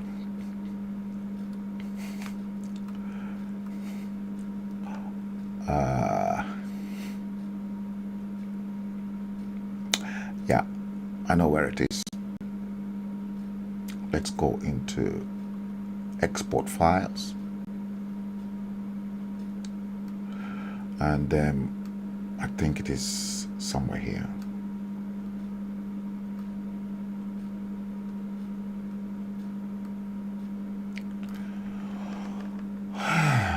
Jesus Christ. Yeah, it should be somewhere here. Let me see. Yeah, this one. That's the one. Listen to this, guys. Fulani owns Nigeria. Fulani's own Nigeria. Written by Osman Umar Sokoto, philosopher, teacher and activist, 2022. We must make Nigeria a Fulani nation, and that's final. There is nothing anybody can do about it. When we said that Nigeria belongs to our father Othman Danfodio, it wasn't a joke. Haven't we told you that the oil in Bayelsa and anywhere in Nigeria belongs to the Fulani? Are Fulani not in charge of every oil wells and oil companies in Nigeria? Who owns the oil in Lagos State? Dangote, of course. Didn't we tell you that Benue belongs to the Fulani by the right of conquest? Didn't the Fulani become indigenes in Benue and Jos? Soon the Fulani will become governors in those places, and our conquering of those places will become complete. Are you still listening to the ranting of that Governor Otten? He is just making noise, seeking sympathy, and fooling his people. He knows he got no balls. He knows he can do nothing. What did he do when we asked that they submit their weapons? Nothing. They submitted even when they knew that our foot soldiers, the Fulani Herdsmen, are still with their AK-47. They handed to us their double barrels, and we kept our AK-47. Did you hear that? Fulani is not in charge. They ask you to, you remember when they said, oh, submit all your weapons? We laugh when people make noise. Let me ask you people, what did you do when we started showing you all the different faces of the president? Can you hear that? What did you do when we took over the police, the army, immigration, custom, etc.? Did you cough? Is Fulani not in charge of all security segments? Is Fulani not DPOs and army chiefs in all your localities? What have your leaders done about it? See? Have you not seen herdsmen killing people? Have you seen one herdsman in police cell or prison? How many herdsmen have they sentenced? Have you heard that army attacked herdsmen camps? That Air Force bombed them, or police responded when our Fulani herdsmen came for attacks? What happened when we killed 300 in Agatu? What does that tell you? Is it not enough for Fed governments to declare state of emergency and fish out the killers? Governments will only sympathize. What does the silence of your leaders tell you? They are our slaves. Both from the south-south, southeast, and west, everyone you call your leader is our slave. And before anyone joins them, he or she must agree to be our puppet. Do you wonder why a Ebonyi state governor still protect Fulani herdsmen and kill his own people even after our herdsmen killed his own people? Are you surprised that former Governor Obiano has Maeti Ola representatives in his government? That's when Fulani herdsmen under Maeti Ola are killing his people. We own them and they are our puppets. We can save and destroy them anytime. Can't you see They can what is destroy them happening at in our any state? time. What did your leaders do when we removed your elected governor and put a man that took fourth position? Did they cough? Ihidioha is foolish. Ihidioha. Here, we wanted him to start worshipping us and he refused. He allowed IPOB to demonstrate without our soldiers killing them. Now he is a governor only inside his family house. Ho ho ho ho. Let me tell you the truth. You must worship the Fulani if you must rule your people in Nigeria. Our slave Hope is doing a nice job.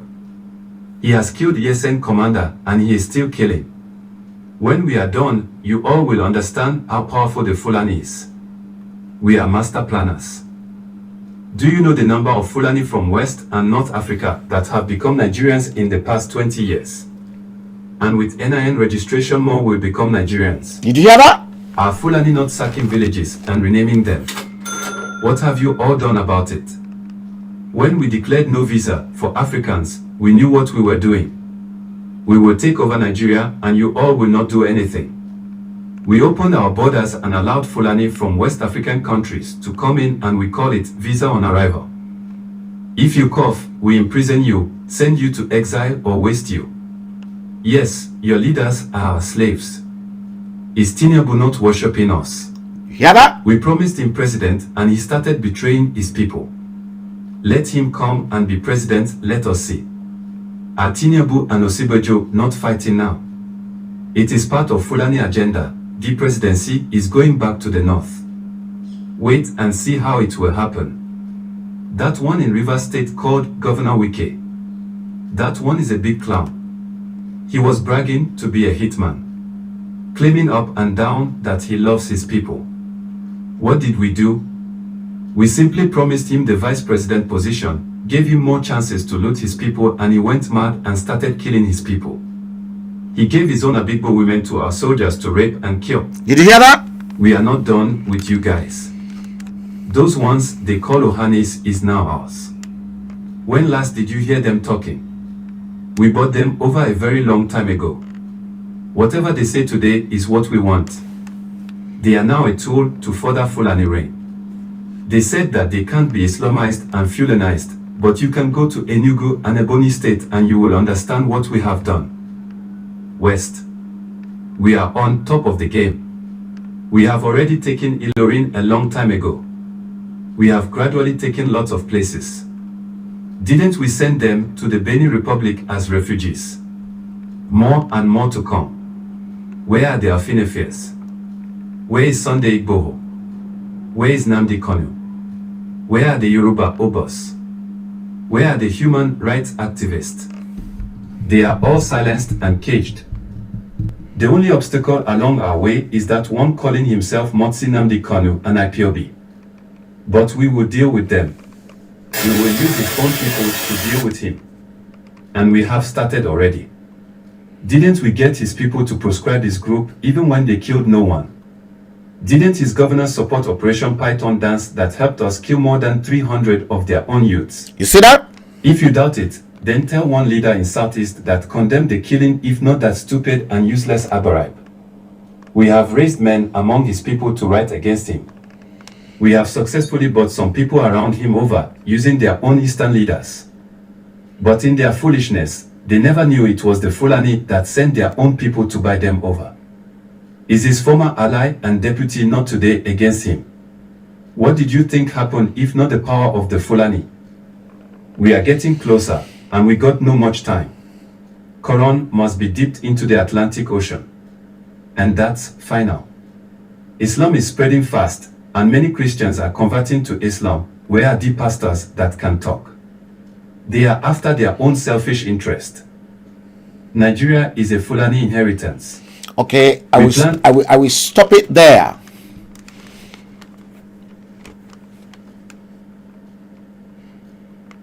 When I said love. And many of you perhaps will remember when I made mention of this to you. See, which people don't come in there.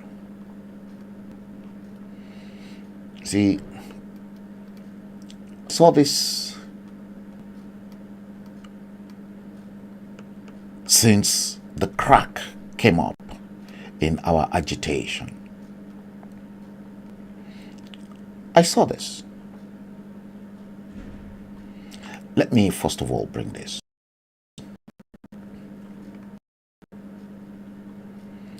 Saw that problem in red. And as we normally do here, we go through the analysis thoroughly, and we buttress those analyses with facts and not fiction. And then from the problem to the analysis, then we find a solution, green light to the problem. But the question is, have a really right thinking mind that will shape up things, mold events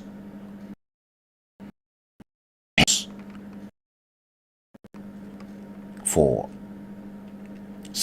something that will be great tomorrow, and something that you'll be able to lay plans to, because you can clearly see the physical manifestation, even though it's going to take you 2 to 3 years for it to manifest. You see, you don't plant a seed. Look at this. Look at this. This was way back when Atiku and Obasanjo were in power. I'm talking about the year 1999 to 2007. It was bitterness all throughout between these two, the president and his vice. Look, Senate Committee Atiku diverted 145 million US dollars of Petroleum Trust Development Funds.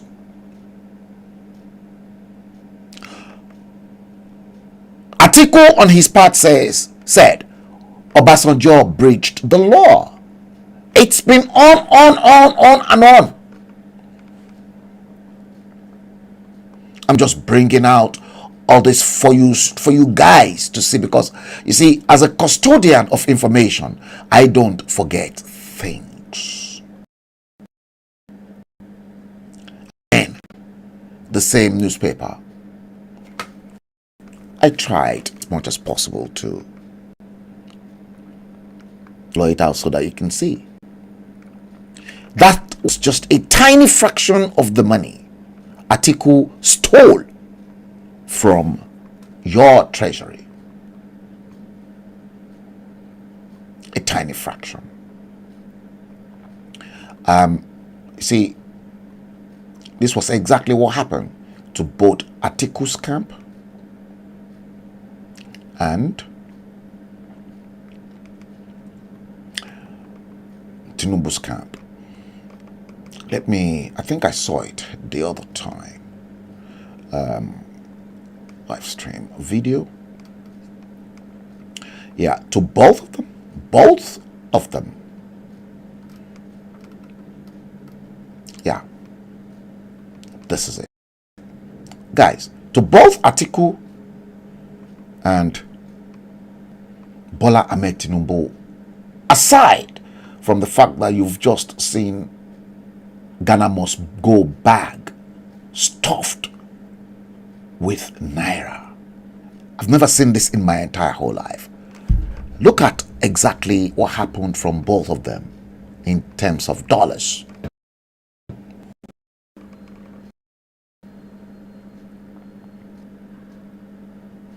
$100 bill. One bail is $10,000. Just one bail, one bundle. One bundle of $100 bill is 10,000. Look at election in Nigeria 2023. You are looking at the fraud in our electioneering campaign. I've never seen this kind of thing in my entire whole life. They've been stealing and they've been looting, and the funds that were meant to build roads, to build hospitals, to build schools, to build infrastructures ended up in their own personal pockets. And some people will then come onto my platform and then start bullshitting me. Ogunloma paintoba bullshit me by Ogunla kailoma luma pai tomo taya tebi tara.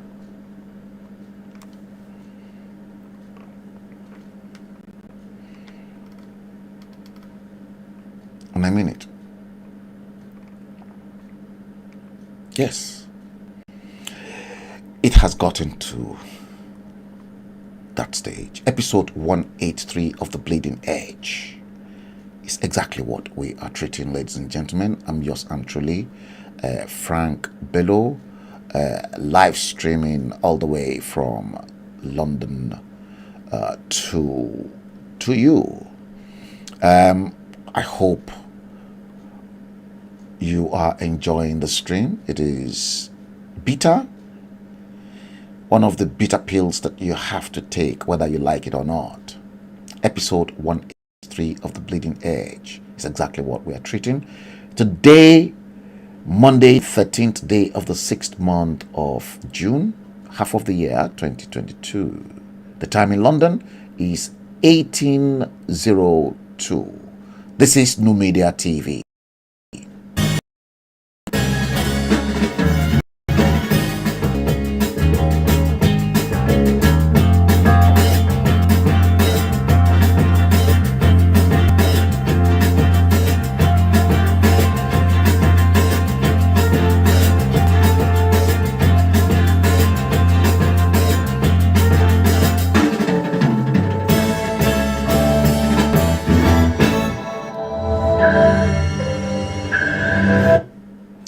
Yes, you are welcome back. You are welcome back. Guys, as we begin to round up this special episode, we've been streaming 2 hours and almost going 3 minutes. Yes, I said I'll treat Madam Esther Ewituga's message to me, and message based on the stream between it was that stream wasn't really meant to be my stream, but I subsequently assisted Akogun,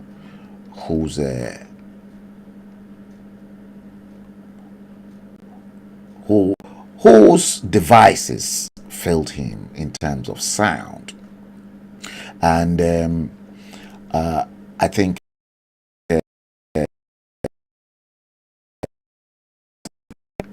I sent you exactly this Fulani stuff. You are one of the people that I've got registered on my system, and I sent that through to you, and you replied me and you said, "Good morning, Mr. Frank Bello." That was today, and you said, "Thanks for sending me this video. I am totally disheartened. Firstly, about the content video, and secondly, about that was the same Fulani man's video. And one of the questions you asked the chieftains by the name of High Chief Boyega Adejumo, one of the Afenifere elders, about Yoruba nation and the way forward. As much as I like him, I personally do not like his response. Do the Afenifere really know what the Fulani has got for us in stock? The answer is yes. They know. And If you remember very well, the Yorubas, we've got a clever way of fighting enemies. Do they read this type of messages? They get intelligence report all the time. Maybe they don't. They know more than anybody else. The message is clear now. They want our land, and we cannot live with these power-drunk, wicked animals. Correct. The Yorubas must put sentiment aside.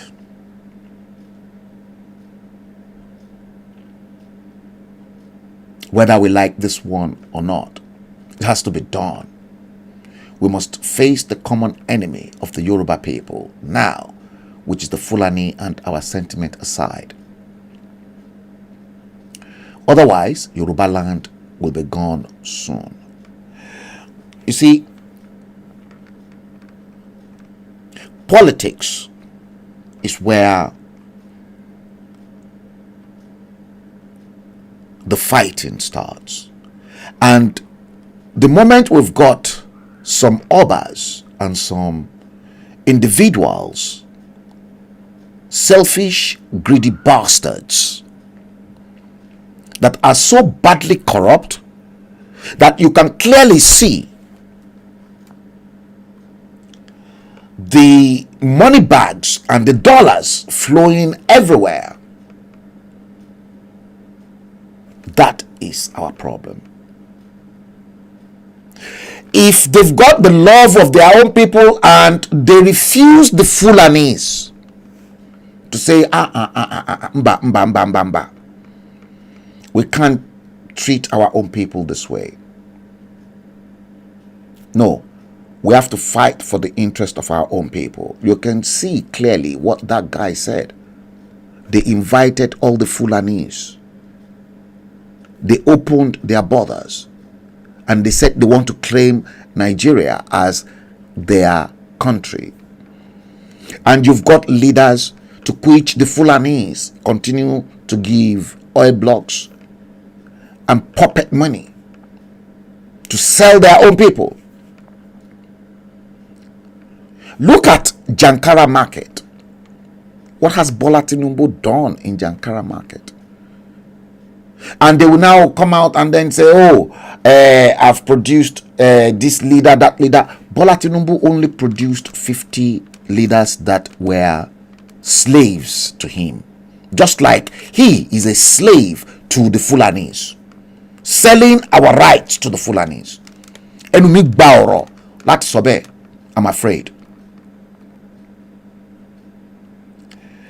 Many of you perhaps did not know, but I'm making it known that in 2015 I saw this problem, and I've seen the problem long time ago, and I called my friend, go call Bola Tinubu to start fighting for the interest of the Yorubas now, because in 1997 I saw him as a credible Yoruba leader that will fight our cause, because he was emerging at the time.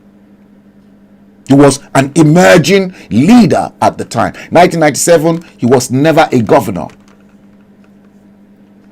He became governor in 1999. But with his utterances, he was speaking more like an Awoist. And me, as an Awoist to the core, I'm not going to listen to anybody who does not believe in Awolowo's ideology and philosophy.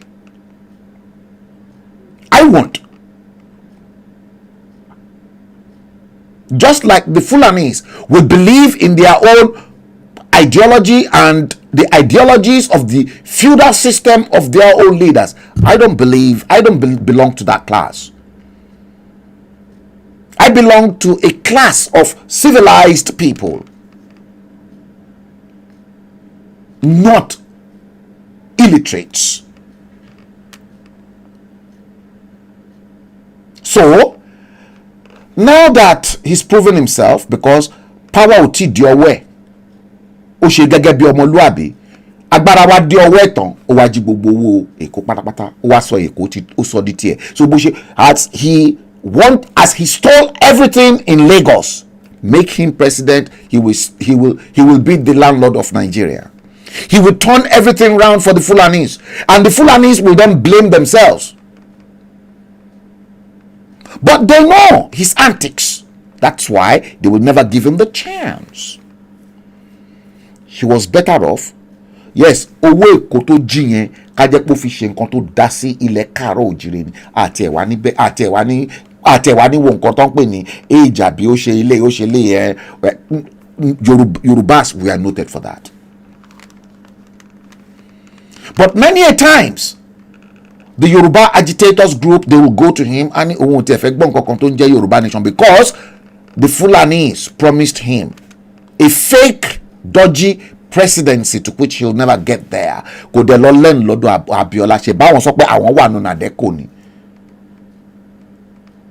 That's why I said, common sense.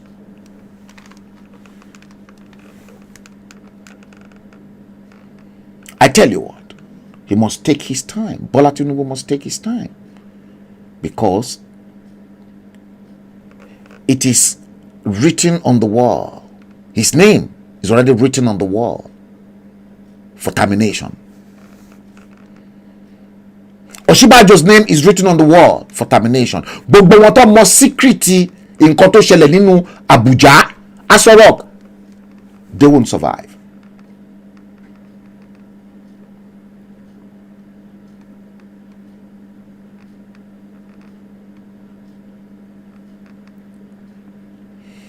So, now, coming back to you, Esther Ewetuga, let me first of all say this, that Abiola, you remember I've been saying this, was part and parcel of the problem we had in 1979. He was part and parcel. Richard Akinjide, MKO Abiola, Adisa Akinloye, all of them teamed up with the Ajegoros,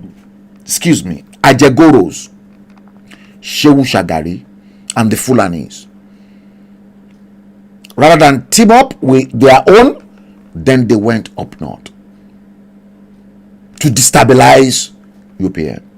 Knowing fully well, Obasanjo himself, knowing fully well that Awolowo won that election.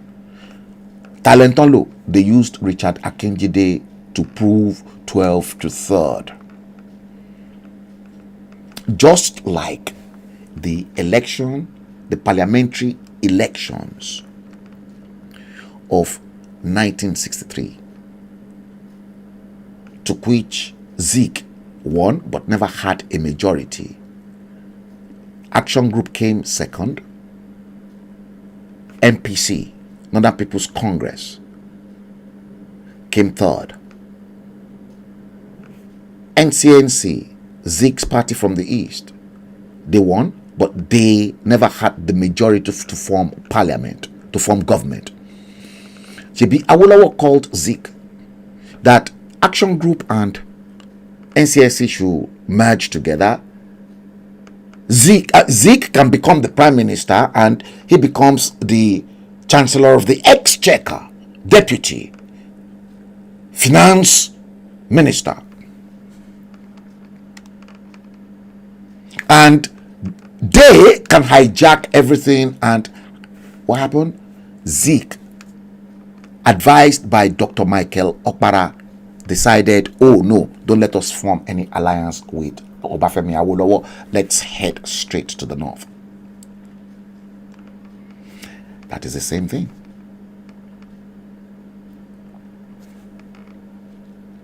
Wike, everyone, all of them, they are all rubbish. Unless and otherwise, the common man stand up, carry their ammunition, and drive away Fulanis from their land. You see, that's why you see them bringing in their Fulanis to the south. The south were not going to the north. They continue to bring them south. And when they come down south, they come with what? Weapons. Bola Tinubu, Wike, all of them, mouth sealed. You see, what will then happen subsequently is that all the people Bola Tinubu said he made, there are about 50 of them. I've got their list somewhere. There are not more than 50. Now, compared an educationist, a teacher or a university lecturer that produced many thousands and thousands of students, brilliant students. She fait compare university lecturer, àbí primary school teacher to prepare àwọn kékèké for the future. She fait compare àwọn pẹ̀lú leader àwọn leader òṣì tí Bọ́lá Tinubu sọ pé òun produce ni. Àwọn leader tó jẹ́ pé òun gangan sọ wọ́n di slave, bóun náà ṣe jẹ́ slave sí Fulani.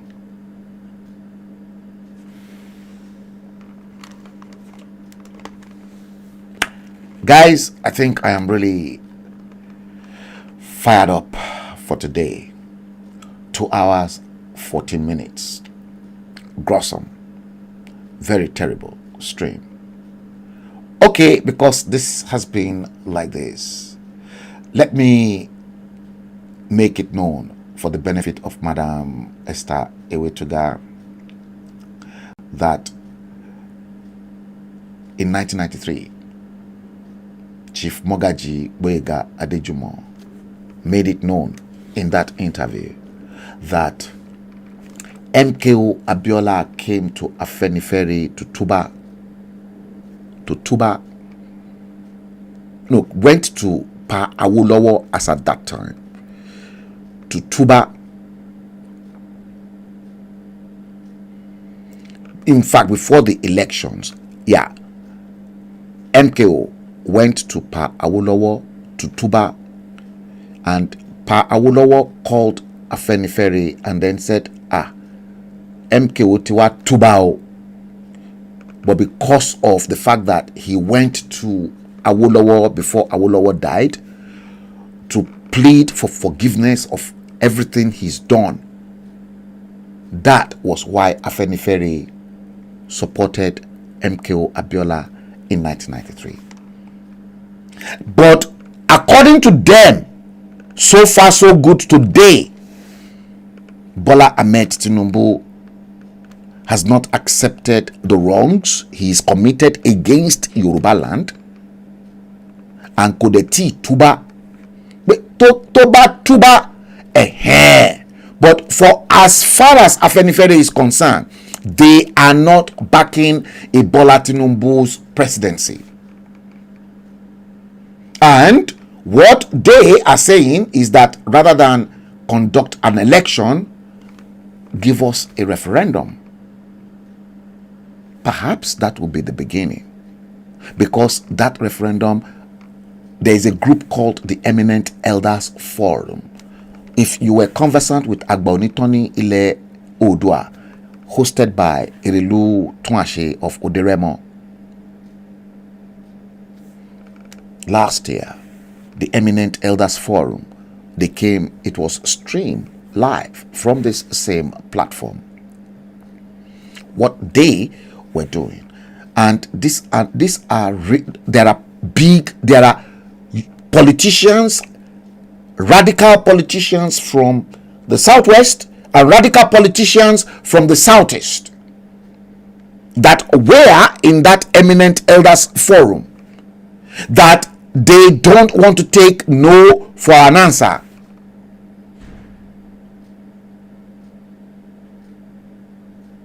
They want strictly,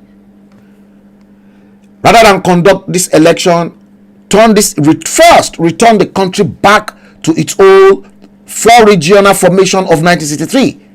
Western region, Midwest, Eastern region, and Northern region. Then return this country back to the 1963 constitution, and then let's start from there. They were working on that.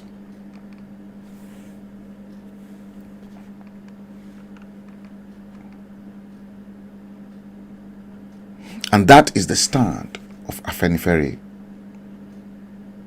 Because àwọn ọ̀jọ̀gbọ́n tó ka ìwé, they are inside the Elders Forum.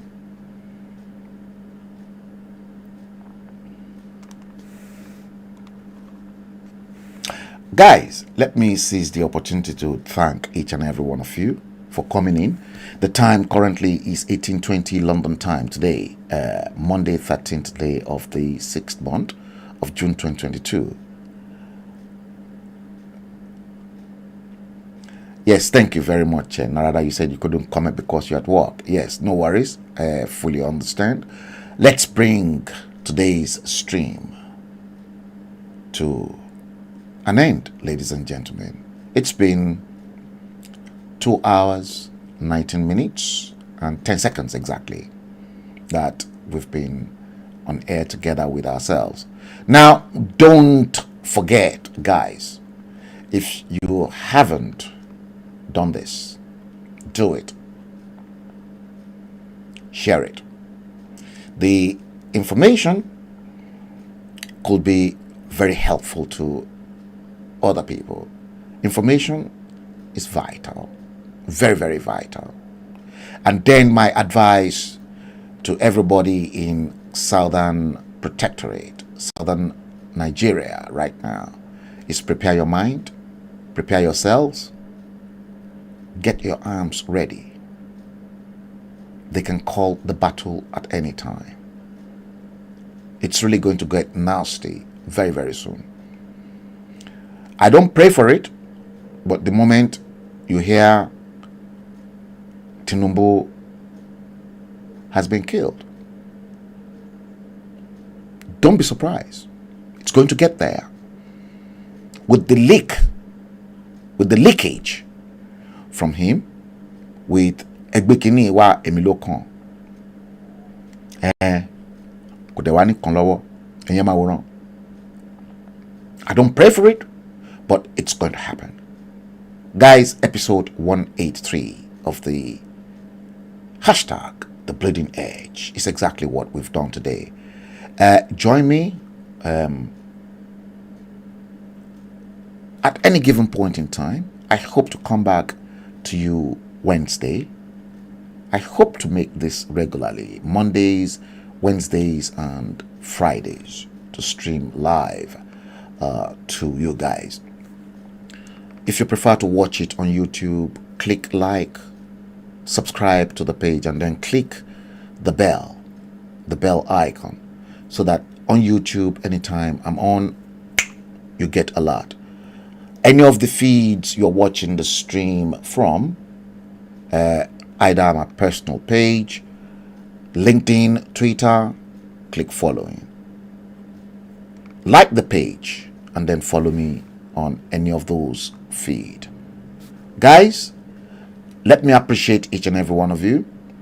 I couldn't go through all the names, but let me appreciate every one of you for coming in to watch today's stream. I hope you have enjoyed the information that we've dispatched this great evening from London, from the dispatch box.